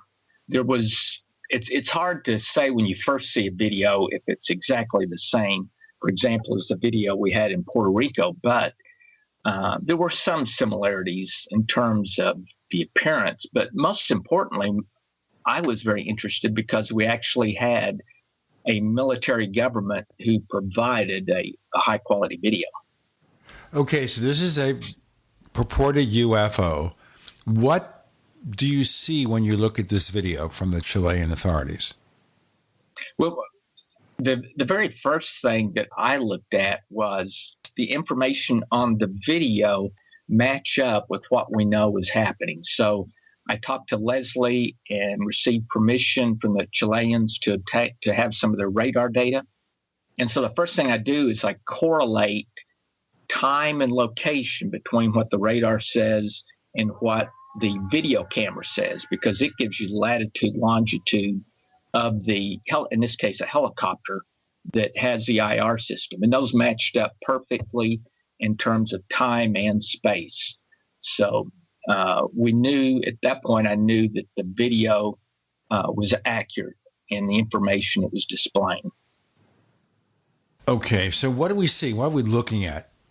What makes one think this is strange, something that might be anomalous? The strangest part of the object, because initially you just see an object which is it's two hot spots and it doesn't appear to be moving much. And then you see a hot tail being emitted by the object. And it's that hot tail emission that really kind of draws your attention to this particular infrared video, because it's like, well, what exactly is this object emitting? Now, as we looked into it, we don't know absolutely yet, but it looks at this point in time that it could be a commercial aircraft that this IR system was locked on to, which was about 40 miles away, and that this could be basically the contrail that this jet would have been emitting as it hit certain altitudes. But I just want to say, Gene, we don't know that absolutely yet. We're still looking into it, but that's just a preliminary result. What was there about the video that made people think it might be something that wasn't conventional?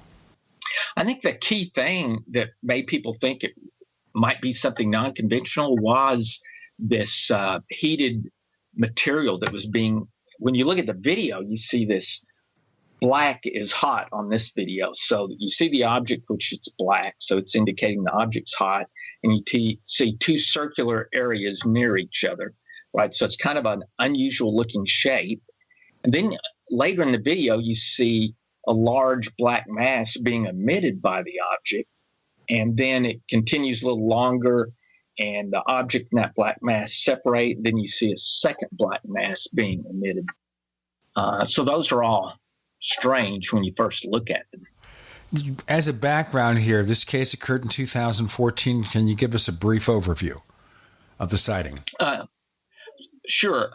This sighting was made actually in a helicopter by two Chilean Navy pilots, and they initially recorded this. They had their own job at the time in terms of a task they were performing for the Navy, so it's not like they could, leave their task and go chase this object. So they simply recorded it while they were doing some of their work, and then later, because it was strange looking, they submitted it to this Chilean organization, the CEFAA, which is tied in to what you might call in the U.S. our FAA organization.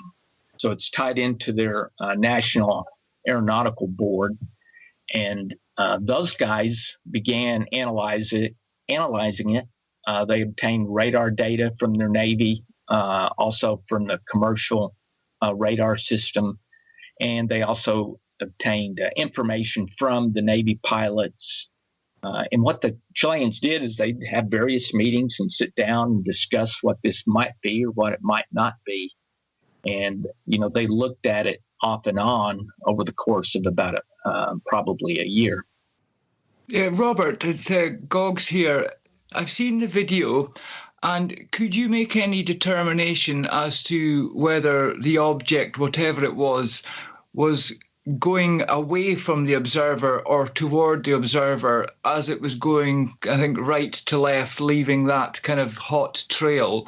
I couldn't work out what direction it was headed. Oh, okay. I had an advantage in that I had access to the radar data. But in terms of just looking at the video, what you can see is that the size of the object is almost cuts in half over the course of about 3 or 4 minutes. And that's an indication that the object is moving away from the camera because of its size decreasing. And one thing we did is we looked at the actual angular size of the object, and then I looked at the radar data and looked at the distance of this particular aircraft to the Navy helicopter. at the time that the sizes of the object in the video changes. So that tells me, okay, here's the distance, here's how much distance has changed, and here's an object. And then what I did is calculate, okay, about how much size in the video would I expect for a decrease if it was this commercial aircraft. And I got roughly a 50% decrease, which is what's seen on the video and what's seen on radar. Parenthetically here, what's unusual about this to me is the fact that this comes out at all, because the U.S. Navy, if it had made a video of a possible UFO, you'd never see it.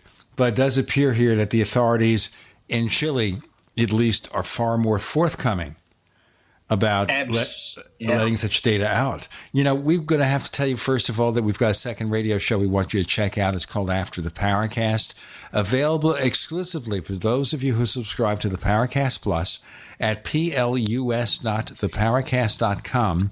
And what you get is, after the Paracast podcast, you get a commercial-free version of this radio show with better quality audio, and you get lots of other benefits. We've had some show transcripts. More will be coming. We've added some videos. We've added content from Paul Kimball's Other Side of Truth and more. Prices start at $1.49 a week, cheap. Plus.theparacast.com. Robert Powell, Gene Steinberg, Christopher O'Brien, Goggs Mackay. You're in the Paracast.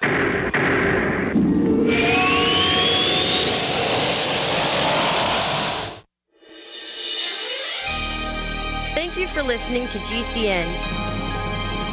Be sure to visit GCNlive.com today. We also have swag. You know, we have all these exclusive Paracast things that you can buy. We've got like, I guess, 60 or so different items, and entails T-shirts, sleeves for notebook computers, iPad cases, mouse pads, the Paracast Jumbo tote bag, all sorts of T-shirts and jackets and stuff like that for men and women. We have a Paracast aluminum water bottle. All this stuff, you go to store.theparacast.com, store.theparacast.com.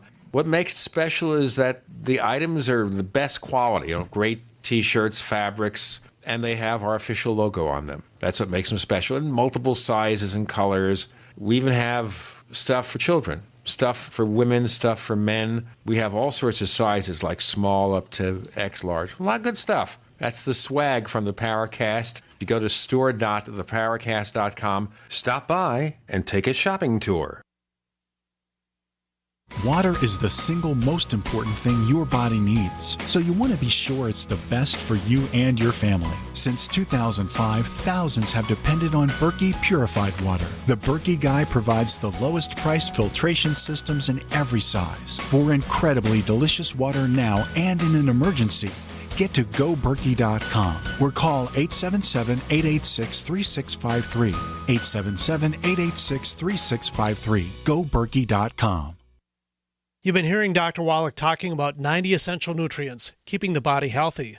GCNteam.com now has Beyond Tangy Tangerine tablets, 60 plant-derived minerals, 16 vitamins, 12 amino acids, packed in a powerful tablet. But that's not it. 160,000 auric points, a knockout punch to free radicals. Call 877-878-4203 or go to GCNteam.com. That's 877-878-4203.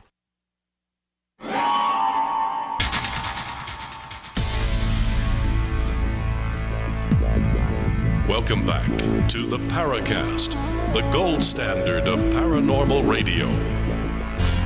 And now, here's Gene Steinberg.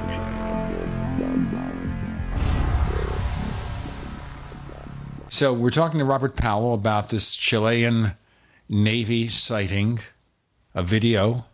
And I have a question. Sure. Because you did have proximity data between the helicopter and the object, what was the size of the object determined to be? The calculated size of the object that I came up with is really based on the distance. So when I answer your question, it depends on how far away the object is. So if the object is the commercial aircraft, an Iberia flight that we see on radar, then the object based on the video, would be at 200 feet in size, which matches up with the approximate size of a commercial airliner. Now, what's very interesting here is the skeptics jumped on this immediately as soon as the Huffington Post story came out from Leslie. What was going on there? What were they claiming? Well, of course, anytime you get an exciting, interesting UFO report, the skeptics, I don't even use the word skeptics, Gene, because I'm a skeptic. You're always skeptical when you first look at something, but I think of them more as debunkers because they have a specific thought in mind before they look at something. In other words, they've already decided what this must be, and so then they go about trying to establish that. So if you look at some of their various sites, it's done on blogs or social media, and it's very difficult to follow the reasoning and how they're doing their analysis because it jumps around in chronological order. It's not like a science report where you start at the beginning and you go through, what something is or is not, and then run through everything clearly so anyone can follow what's being done. In most of these debunker cases, it's kind of a hodgepodge the way they approach something. In this particular case, for example, there was one person on a blog and it started off saying, "Oh, I think it's this airplane. No, after looking at this, now I've decided it's this airplane. I think maybe it's both airplanes. And no, now I'm going back to saying it's this airplane." So it's very difficult to follow. Was there anything unusual about the fact that, if I remember correctly, because I'm not sure if I've seen the whole video, but maybe highlights, I seem to remember that the object apparently created this hot trail, then the trail stopped, the object carried on moving, and then the trail continued.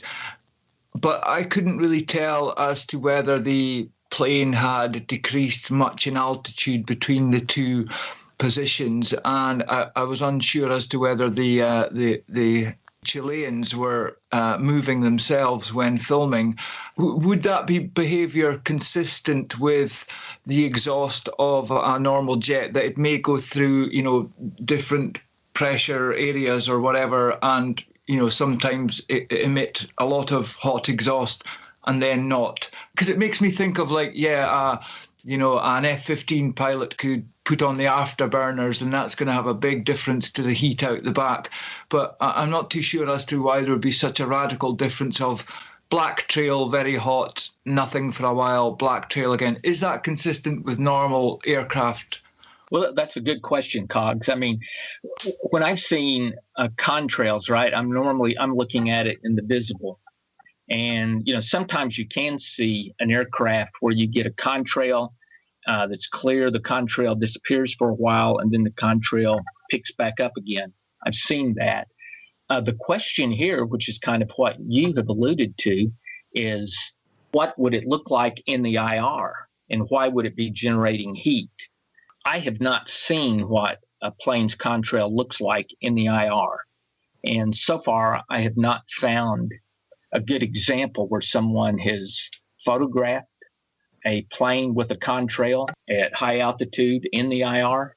There's got to be one somewhere. But that's one of the things that I'm looking for in doing this analysis, because we can theorize, right, that when the contrail comes out, that you have ice formation, which is what allows you to see it, and as the water freezes, when water freezes, it generates a little bit of heat around it.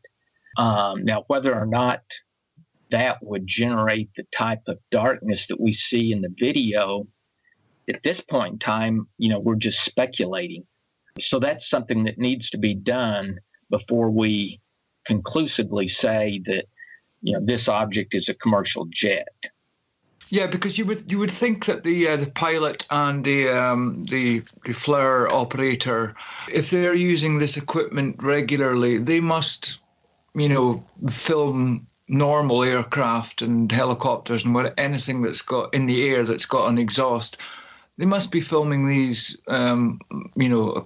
quite numerous times and maybe at different altitudes and distances and stuff. And I wonder if maybe that was part of why it interested them, because I'm sure it occurred to them they may just be looking at a kind of at a rear angle at a plane going away from them that, I don't know, is maybe accelerating at one point or whatever, and that's why the exhaust is hotter and then stops, whatever. But maybe there was something in it that ticked them off that this isn't quite normal, because it doesn't seem to be a gradation of temperature. It seems to be kind of just in terms of visually constant temperature, stops for a while, and then kind of comes back at that temperature. And I'm no expert at all, but I would have thought with normal aircraft, it's not like you cut the engines at all. You're going to have to keep pushing no matter what. You may reduce the throttle, but you would still think it's going to be pumping out noticeable heat. Right. Your thought there, Goggs, is exactly the same as mine as I analyze this. Why would these Navy pilots who have to be seeing with their IR system jets with contrails all the time, right? Why did they not suspect that was the case? And I always give them the benefit of the doubt, right? I have to assume, because it's logical to think these guys should know what they're looking at, right? That I'm not willing to say, okay, this was absolutely a commercial jet until I complete the analysis.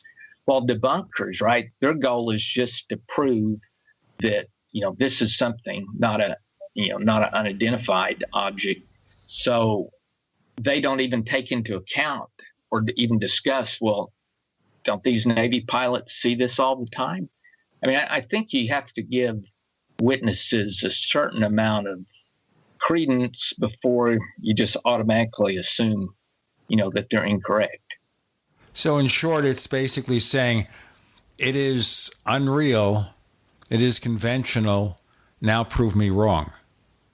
Right. Yeah, that's kind of the way they look at it when they analyze it, rather than just saying, okay, let me go through a step-by-step procedure and analyze what's happened and look at all aspects of it. In that extent, the skeptics have learned nothing from that approach taken by Dr. Donald Menzel in the 50s. Where he was doing the same thing. He was saying, well, it's a mirage, it's this, and maybe he'll look at the facts. Oh, exactly. Menzel was one of the worst. I once saw him on a TV show, by the way, called Open Mind.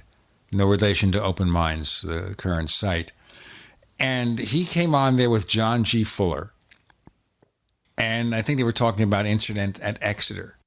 And it was clear that Menzel knew nothing about the case. You can probably download the video or the audio. And Fuller would be discussing specific parts of the case, and Menzel would be talking in generalities, knowing nothing about it. And at one point, he just looked totally confused, totally befuddled, like he barely knew he was there. And I guess at the time, my friends and I joked that he had kind of an Alzheimer's moment because he was quite an old guy as a result. But that's a story we don't have to cover right now. We have Robert Powell.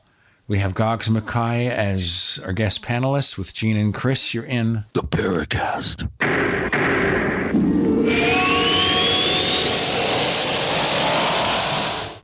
Neighbors, I want to tell you about my favorite graphics app.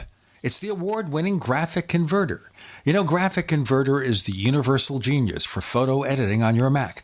Join over 1.5 million loyal users for this Swiss Army knife photo editing app. It gives you all you expect from a top-flight image editing app with tons of features, and most important, it's easy to use. It's also far less expensive than that other app that you can only get by subscription. The one I'm talking about. What's more, you can get 20% off with your order right now. So write this down to learn about Graphic Converter. Go to www.lemkesoft.de/Gene. Let me spell that. www.lemkesoft.de/Gene. What would your life be like if you woke up each morning with new vitality, feeling better than you have in years, and you noticed a difference in your sleeping patterns, blood sugar levels, and had a sense of well-being overall? There's something that is changing thousands of people's lives, and you could be one of them. It's called Heart and Body Extract. Sharon Harris, co-creator of Heart and Body Extract, talks about the positive effects of Heart and Body Extract. What happens with the formula Heart and Body Extract is it's giving the body the necessary vitamins, minerals, amino acids, enzymes, and phytonutrients so the body will heal itself. And yes, the body does have the ability to balance blood pressure, balance cholesterol, clean and unclog the arteries. It can also work on balancing the circulation for diabetics. So the body is an amazing thing. It simply needs some help so it has the tools to heal itself. Heart and Body Extract gets results. To order your 2-month supply, call now, toll free at 866-295-5305. Order online at hbextract.com. In these uncertain times, it makes sense to have a sustainable backup method to cook food and boil water. If your current plan includes using a fuel-burning stove or cooking over an open fire, then there's a much better way. The Minuteman Rocket Stove is a biomass-burning cooking stove that only requires small quantities of sticks and twigs for fuel. The Minuteman Stove is easy to use, smokeless, portable, powerful, and sustainable. For the finest in survival cooking stoves and fire starters made right here in the USA, go to MinutemanStove.com. That's MinutemanStove.com. Hi there, I'm Bob Eubanks. You know, as part of Hollywood for a long time, I've seen my fair share of celebrities get in trouble with the IRS. Well, there's one name I trust, the Tax Defense Group. They're the most trusted name in tax. So if you owe more than $10,000 to the IRS, you really need to call my friends at the Tax Defense Group. Ignoring the IRS is not the solution. They can garnish your paycheck, levy your bank accounts, seize your home or business. But the Tax Defense Group could put a stop to all of that and tailor a program that would reduce your tax debt to pennies on the dollar. You gotta love that. So don't just take my word for it. Call them. Find out for yourself. They offer a 100% satisfaction guarantee. And they're open 24 hours a day because they know that tax debt doesn't sleep either. Call now for your free and confidential tax analysis from the most trusted name in tax. Call 800-361-6907. 800-361-6907. Bad theater seats, cheap Halloween masks, my apartment, all things with obstructed views. Add to these large trucks and buses. 18-wheelers and large buses have big blind spots, and like my apartment, they don't always have the best view. Bus and truck drivers deal with blind spots around the entire vehicle. Always take care not to ride alongside or too close behind them. Our roads, our responsibility. Learn more at sharetheroadsafely.gov. We'd like to hear from you.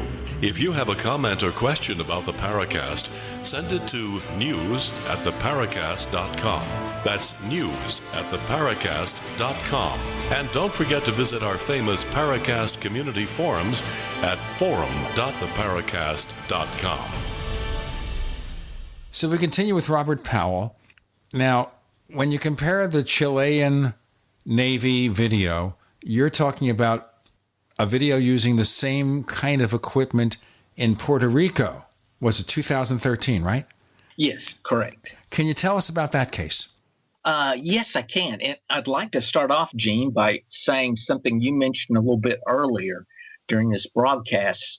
The Chileans were open to providing their information so that we have it. That's totally opposite of what happens in the United States. Right. For example, in the case of the Puerto Rican video, we obtained the video from an anonymous source who was part of Homeland Security, but did not want his name released because he didn't want it to affect his job. We asked for radar data, and we actually were able to get it from an FAA site, but we can't get radar data from a military site.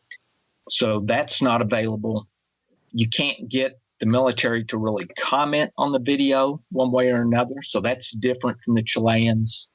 The whole process, it makes you wonder sometimes just how free our society really is, because we don't get that type of cooperation with the government on any type of UFO incident. Of course, officially, the government does not investigate UFOs anymore. Correct. They don't investigate it, but by the Freedom of Information Act, they are required to provide us information, which is for the benefit of the public, when we request it. But it's very difficult to get them to provide, for example, a gun camera view of an object that you're trying to get. And it's not that that's a national security issue, right? I mean, we're not asking them to provide gun camera view of a Soviet MiG as they fly near one. We're just asking for gun camera view of things that occur within the continental United States most of the time. And it's next to impossible to get any of that. With the Puerto Rican case, is it known who was taking the footage, what kind of aircraft or station, and what they may have originally been tasked with? Because just being a viewer seeing that footage, it struck me that it's quite a prolonged kind of shot, and it's so obvious that the operator is, this has caught his attention and he's homed in on it, because he goes through several pans and zooms and, follows this thing for quite a while, as if it completely took his attention away from what he might have been doing prior. He could have just been free time, time in this, looking at this. But again, it kind of looks as if whoever was filming this originally, they thought, this is strange, I'm going to pursue this, because, again, you would think they would be familiar with the heat signature, maybe of birds, balloons, small aircraft, whatever. And this is the one in which the object appears to go into the water and come out again. Is that correct? Yes, it's the most amazing part about it is how it goes into the water with very little movement in the water. We can detect very slight, but almost none. And then it comes out of the water still at considerably high speed. By high speed, I'm talking about 50 to 60 miles an hour as it moves out of the water. And the most amazing thing in the video is where the object splits in half. And we went and analyzed that in very deep detail. So that's probably the most spectacular part of that video. Have you finished your analysis on the Puerto Rican case, and what did you conclude? Just like it was an unknown, or? Well, we're still analyzing the Puerto Rico case because every once in a while we get new information. We had a technician who works on this exact IR system contact us and ask us about the video, because he took this video, and he and the technicians that he works with, they actually calibrate and repair these exact systems for Homeland Security. And all these guys looked at it, and they said they had no idea what this object was. We spent a year and a half analyzing that video before we finally released it. And the very first thing we did, because, this was an anonymous source. I mean, we know the name of the source. But the very first thing we did was, okay, let's verify this video's real. Because today, there's so much you can do with computer graphics and everything. It seemed real, but we wanted to double check. So once we got the radar data, we did the same thing that I did on this Chilean video. We actually picked up the Homeland Security flight on the radar. So we knew that pilot was there, just like they said they were. And we verified its location, which matched up with what you see on the video, because the video tells you the location of the Homeland Security aircraft as it's flying around Puerto Rico. Were there any ground witnesses, eyewitnesses? No, there were no, other than the only witnesses were the pilots and the men on the aircraft. And then, according to them, the control tower was also a witness, because they saw the red light that the object was initially emitting when it was coming in towards Puerto Rico. The other thing we know that kind of verifies what this pilot told us was that The control tower stopped any flights coming in and out because they had an object approaching the island, and it did not have a transponder, which means that, and it's not signaling to the tower. So to be, that I think that's a pretty standard operation. Then they shut down planes leaving and landing. Now, this airport doesn't have a lot of aircraft, but we were able to determine that there was a FedEx plane whose flight out was delayed during this same time frame. So that kind of matches in with what this pilot is telling us. We also, and this kind of goes back to trying to get information from the government, right? We contacted the FAA and we asked for the control tower logs. Well, they replied back, we don't have control of those. We hired that out to a private company, which is called Robinson Aviation, and it's headquartered in Memphis, Tennessee. And of course, when you try to contact them, they don't respond, and they don't have to, because not being a government organization, they are not required to answer FOIA requests. So that's another way that our government organizations get around having to answer a FOIA, simply by hiring a private company to handle their information. I'm going to ask you, Robert, to respond to the next segment here, whether it's possible that if there's a UFO secret, it has been sent out to private industry so the governments can use plausible deniability, saying we don't investigate UFOs, we have no information to offer because they pushed it off somewhere else. We've got more to come with Robert Powell and Gene, Chris, and Goggs. You're in the Paracast.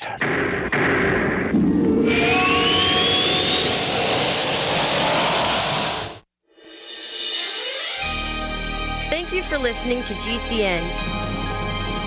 Be sure to visit GCNlive.com today. This is Dan Pilla. Do you owe the IRS money you can't pay? Are tax debts crippling you? I've defended people from the IRS for over 30 years. I've helped thousands, and I can help you too. I wrote the book on IRS settlement, and I'm telling you, there's no such thing as a hopeless case.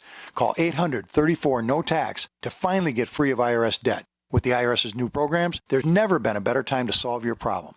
Call 800-34-NO-TAX. That's 800-34-NO-TAX, or my website, danpilla.com. Why be held hostage by your wireless carrier for 2 years? What if there were no contracts, no activation fees, no tracking, tracing, or draconian gimmicks? All on America's largest 4G LTE networks. Introducing PixWireless.com. Activate your Sprint, AT&T, and unlock GSM phones instantly. Bring your own device and make the switch today. Here's how. Call or click 1-800-205-9513 or PixWireless.com. Spelled P-I-X. PixWireless.com. Are you tired of commuting to a job that makes someone else rich, working harder than ever, but getting nowhere? Do you hate spending hundreds of dollars every week on daycare, having someone else raise your children? With our opportunities, you can start earning money as soon as next week. You get to be the boss, work from home, and live a happier life. At Be the Boss Network, you'll find hundreds of work-from-home opportunities that you can literally start today and be earning money as soon as next week. Go to freedom106.com and start earning money as soon as next week. You get to be the boss. Get out of the rat race. Work from home. Go to freedom106.com right now and change your life today. That's freedom, the number 106.com. Go to freedom106.com and start earning money as soon as next week. You be the boss. Go to freedom106.com. Hi, Peter Vaccaro for ParanormalDate.com. Are you looking for love in all the wrong places? Now you have a chance to change that by signing up for free at ParanormalDate.com. This incredible dating site puts people of like minds together. People who are interested in the strange, the unusual, mysteries, ghosts, UFOs, and the afterlife, and so much more. ParanormalDate.com was developed for you, people seeking a viable alternative to the other dating services. You can join for free by going to ParanormalDate.com, and if you decide you like it and want to connect with people, use the code GEORGE for a substantial discount. Mark Rawlings, president of ParanormalDate.com, says so many people hunger to share their experiences about the paranormal, the unexplainable, or the afterlife, and so much more, and this is the source for them to meet and share that common interest. So sign up for free at ParanormalDate.com, ParanormalDate.com, and use the code GEORGE if you decide to connect with someone you like. The following statements have not been evaluated by the FDA. This product is not intended to diagnose, treat, cure, or prevent any disease. Something shocking just happened in a Coast Guard unit in San Diego. The old guys in the unit have turned the tables and are now destroying the young bucks in head-to-head fitness tests. How is this even possible? Turns out the old guys in this unit had been part of a special test group for a doctor-formulated fountain of youth drink called Patriot Power Greens. Patriot Power Greens has been so effective for many of the older soldiers that it's made their achy joints, stiff muscles, and lack of energy a thing of the past. Previously, this drink was only available to elite military units. But for a limited time, the creator of Patriot Power Greens has set aside a small number of free samples specifically for our conservative friends. All they ask is that you chip in a few bucks to cover shipping. To claim your free samples of Patriot Power Greens, go to greens75.com. That's greens75.com. Greens75.com.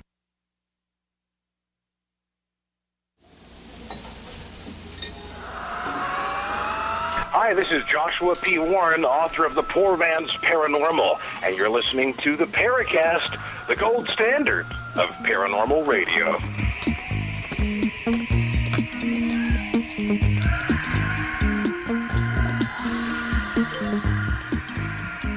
So, Robert Powell, we have 2 more seconds to spend with you on this week's episode of the Paracast.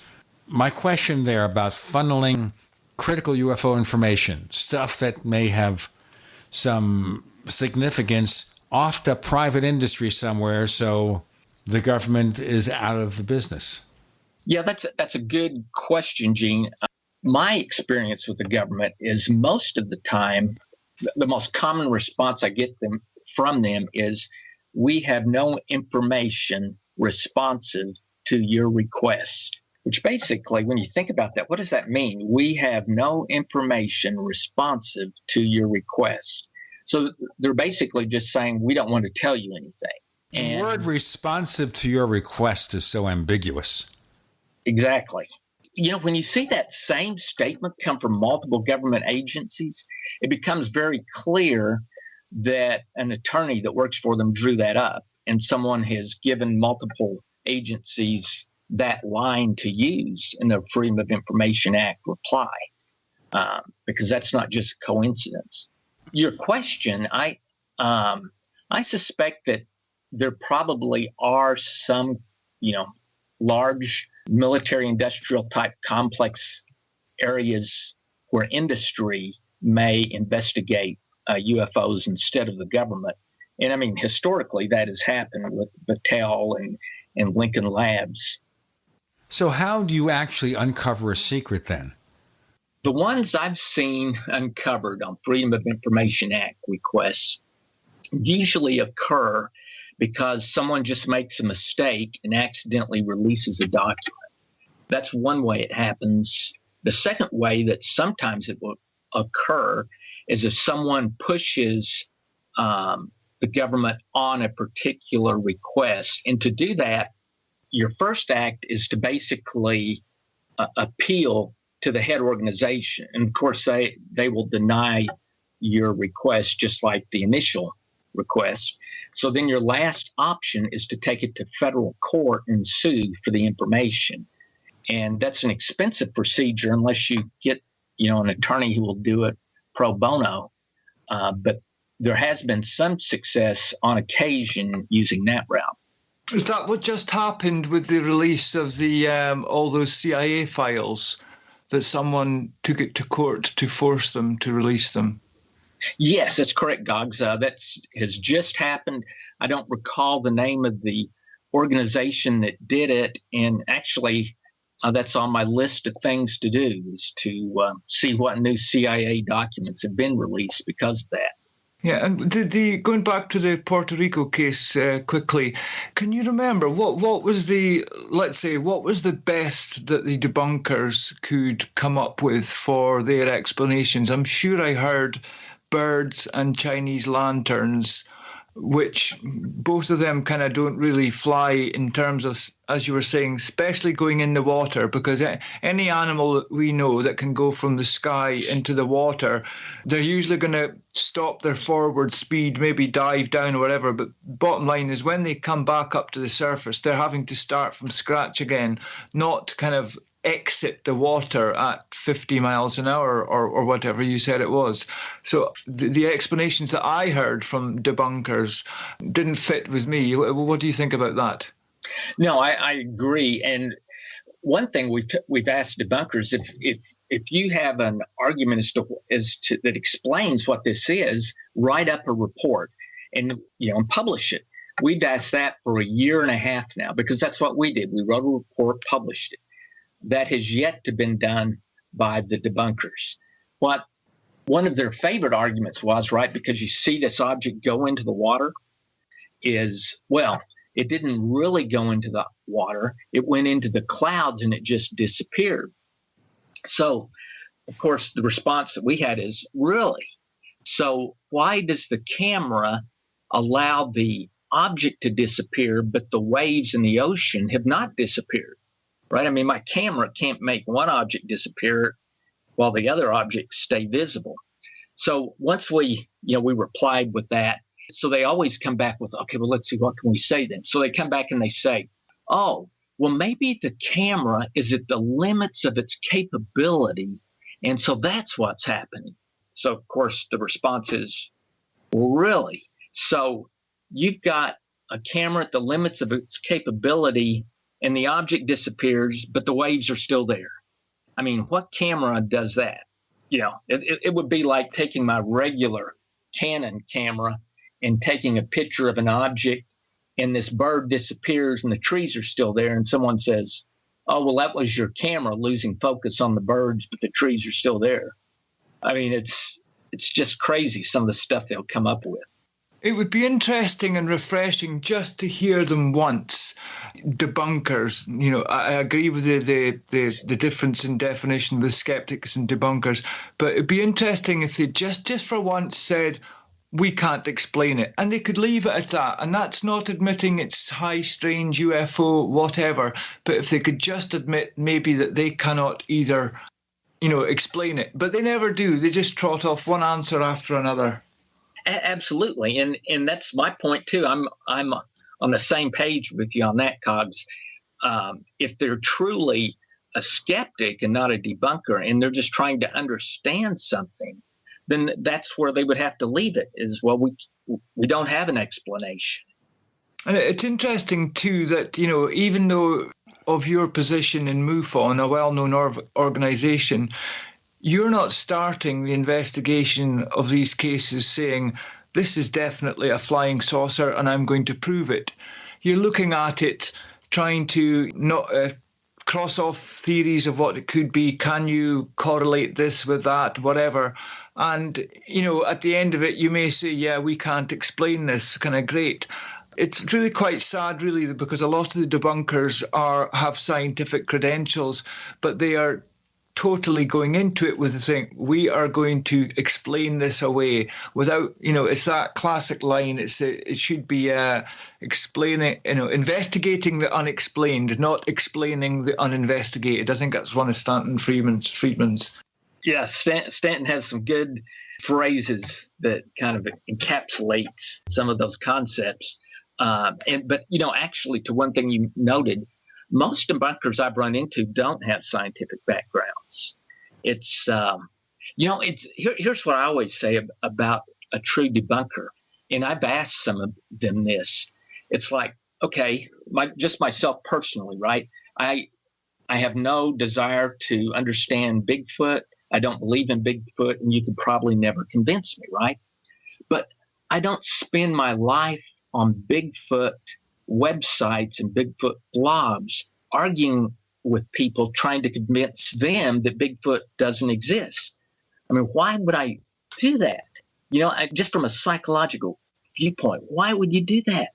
Unless life is very sad, if that's what you have to do to... some sort of messianic sort of martyrdom process. Exactly, yeah. They need to get a life, folks. That's right. I mean, do something you enjoy rather than try to spend all your time on something that you hate.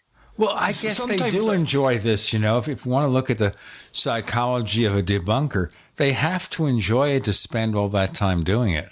And maybe this is giving them some kind of status, or they may feel that they are accomplishing it's a something in the crusade. public good. It's a there's religious fervor involved.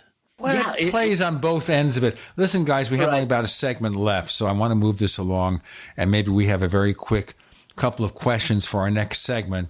But one question I want to leave on the table with our final segment with you, Robert, is since we're hopefully on the Paracast getting away from the older cases such as Roswell, if we want to consider one or two or three big cases from the modern UFO era, I'd say the last 5 or 10 years, what would you come up with if you were asked about it? The most compelling cases, Robert.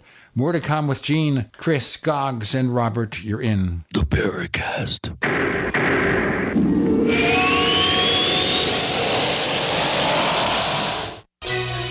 Thank you for listening to GCN. Visit GCNlive.com today. We also have swag. You know, we have all these exclusive Paracast things that you can buy. We've got 60 or so different items, and entails t-shirts, sleeves for notebook computers, iPad cases, mouse pads, the Paracast Jumbo tote bag, all sorts of t-shirts and jackets and stuff like that for men and women. We have a Paracast aluminum water bottle. All this stuff, you go to store.theparacast.com, store.theparacast.com.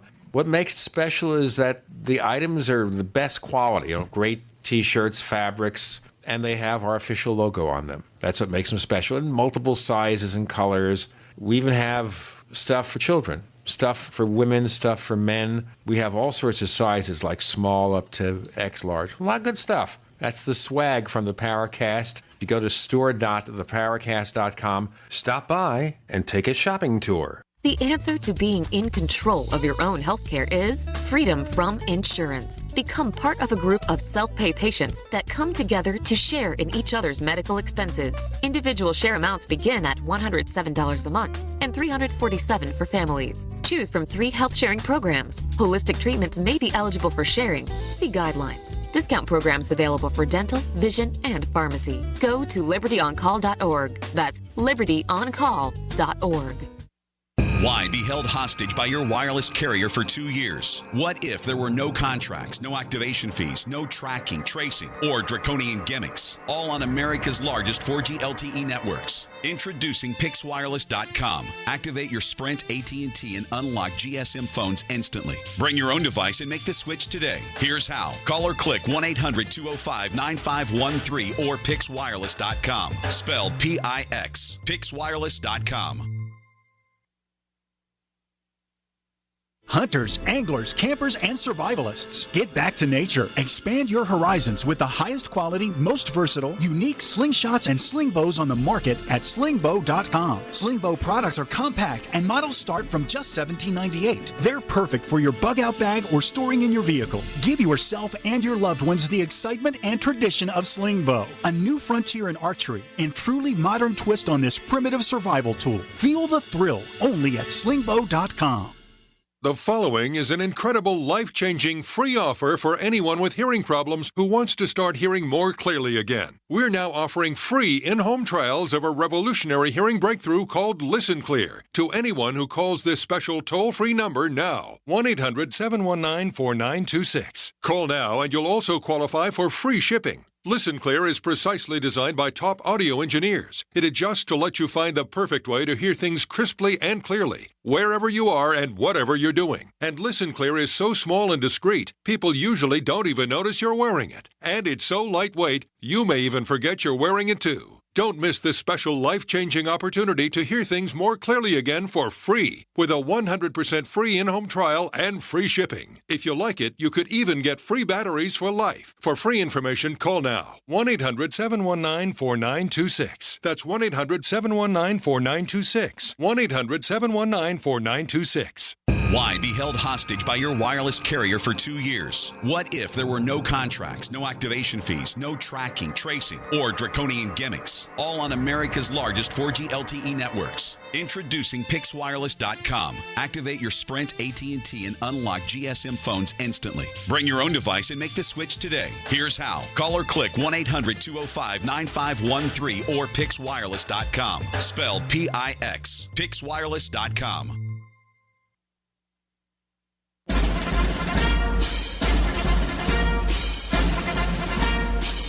Hi, it's Grant Cameron from presidentialufo.com. You're listening to the Paracast, the gold standard of paranormal radio.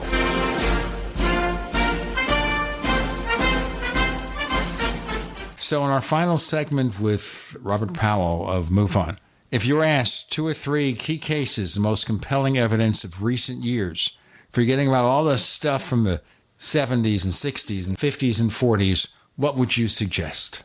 The ones I would mention, Gene, one would be Stephenville. And another one is one that we just finished investigating and actually still are, that occurred in Ontario, Canada in the fall of 2013. And it's basically a case where you have 3 hunters who are out in the middle of nowhere. They see a barbell-shaped object, and they estimate its height at 400 feet, and it's about 400 feet away from them. And their camera stops working. Their video camera only partially works. What's unique about this case is the main witness of these 3 hunters is actually a research scientist who owns his own company and has contracts with the Department of Defense. So this guy spent 3 to 4 minutes observing this object actually through the scopes of the rifle. They were out hunting black bear. He's just looking at it through his rifle scope for about 3 minutes, taking notes, and he's become enamored on trying to figure out what this object is. And I flew up to meet the guy, to see his R&D lab, because I wanted to make sure this guy was for real, right? You know, this wasn't some joker just making things up. And I verified, that he works with the government. I verified his company. I verified the patents he has. And this guy has plenty of money. So it's not like he needs money. That is interesting case.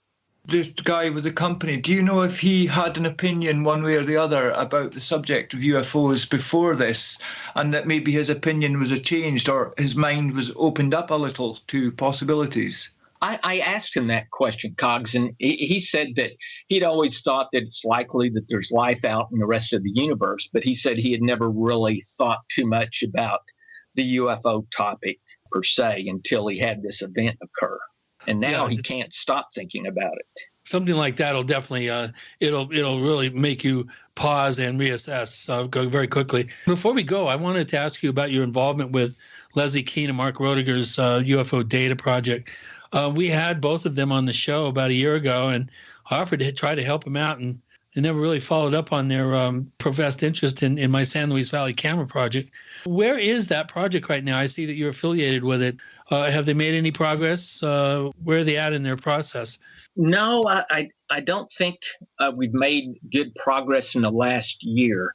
I think the driving factor on it is 2 things. One, we need a software package that basically will work with the cameras and that can be tied in through the internet, and that can recognize objects in the sky that are moving, not moving. I know that sounds simple, but when you start talking about a cloud that moves, a leaf that falls, an insect that goes by. Yeah, we've been working on that particular aspect of tweaking Real Shot Manager, which is a surveillance detect motion, record on motion. And we've got the software, which it's open source. If you're willing to use it, we can give it to you. So, I mean, there are ways to work around all that. And this is what I was explaining to them, and I'm surprised they never followed up and really spoke to me. As you probably know through Jan, that we've been working kind of loosely with you guys out there in Orange County and stuff. We really have made a lot of progress, and we do have an operational detect on motion software package now.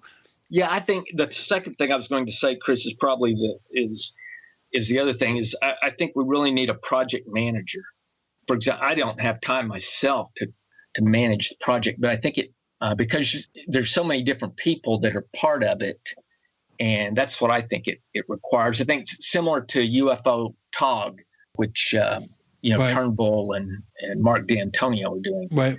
I think we need a project manager that just pull all those things together. One thing you'll probably get a kick out of this, the guy that I just told you about on the dumbbell UFO up in Canada. Yeah, he brought up that issue to me about a month ago. He said, why don't we have a system? And then I told him, I said, well, you were working on it, and there's UFO TOG and UFO data. It's the age-old question. It's like trying to hunt a needle in a stack of needles. You have to know where to set these systems up, and they have to have portable versions, and then you have to have static versions in areas that have a higher percentage or chance of having repeatable events, like events in a single geologic area, if you will, or geographic area. And then they use the UFO TOG approach, which is more of a quick dispatch team, kind of like a monitoring team that's sent to an ongoing flap of activity that's maybe erupting somewhere in the Midwest or wherever. So there are a couple of approaches. And then, of course, having a UFO Cube sat, whatever, somehow monitoring particular hotspot areas that we have a better chance of recording activity. Right. Yeah, I think all those are especially if you could do all of them together. Yeah, it's money, it's budget. Something like this, we're talking. Just for our particular, we're going to be doing a $100,000 GoFundMe campaign as soon as we get up the base station cameras up and has produced some footage. So we have the net live feed on. When we get to that point, we're then going to do a GoFundMe effort and do a real serious attempt at raising the kind of funds that it would take to get a full 3-camera package with accompanying 3-camera forward-looking infrared. Well, I definitely hope you're successful. Yeah, we've been working on it 10 years. It's a lot more difficult than people think, and the optical stuff is not the only data we're going after. We're going after magnetic, gravitational. We want to split up light spectra into light into spectra, with blaze gratings and things of that sort. Extremely low frequency recordings would be acoustic, prints, that sort of thing would be great. So even having a dedicated aimed pulse kind of slit radar, active radar. There's other things that we'd like to do along with the optical stuff. The optical stuff is just is for the great unwashed masses. The other pieces of gear are for scientists. Right. Yeah. And, you'd think the government would be doing something like that. Of course, they probably are. Well, they are down in White Sands at Oscura Peak. At least they have done it down there. We've got to go right now because we're out of time. That was such a quick session with Robert Powell, and I hope we'll have him on for a full Paracast episode in the near future. In the meantime, would you tell our listeners if they want to know more about what you and MUFON are doing, where do they go? They would just go to MUFON.com. They have, by the way, digital memberships now in addition to the print version of the magazine. So if you don't want print stuff, and I don't know why we don't like print anymore, you have your options. You can also check out the stuff we have to offer. We are on Twitter. I know that's a big thing now, when you say something on Twitter and everybody knows it. We have a Twitter presence. You look for the Paracast, and so far we don't send grand pronouncements. We mostly tell you about the shows. We also have a Facebook presence, and we have 2 official Paracast fan clubs on Facebook. One's a community, one's a group, so check out one or both. We also have that second radio show called After the Paracast, and to find out more about it, you have to be a member of the Paracast Plus, or at least check the information at plus.theparacast.com. That's plus.theparacast.com. It starts at $1.49 a week. We offer subscriptions up to the rest of your life and my life. And remember, the Paracast has been here nearly 11 years already, and we're just raring to go. Go to plus.theparacast.com. Real good news, by the way. Chris O'Brien's site, OurStrangePlanet.com. OurStrangePlanet.com. He started posting new updates after about a year or a year and a half. So he's used his recovery period to make that site better than ever. So check it out. Thanks, Chris. Robert Powell, thank you for joining us on the Paracast. Thanks, guys.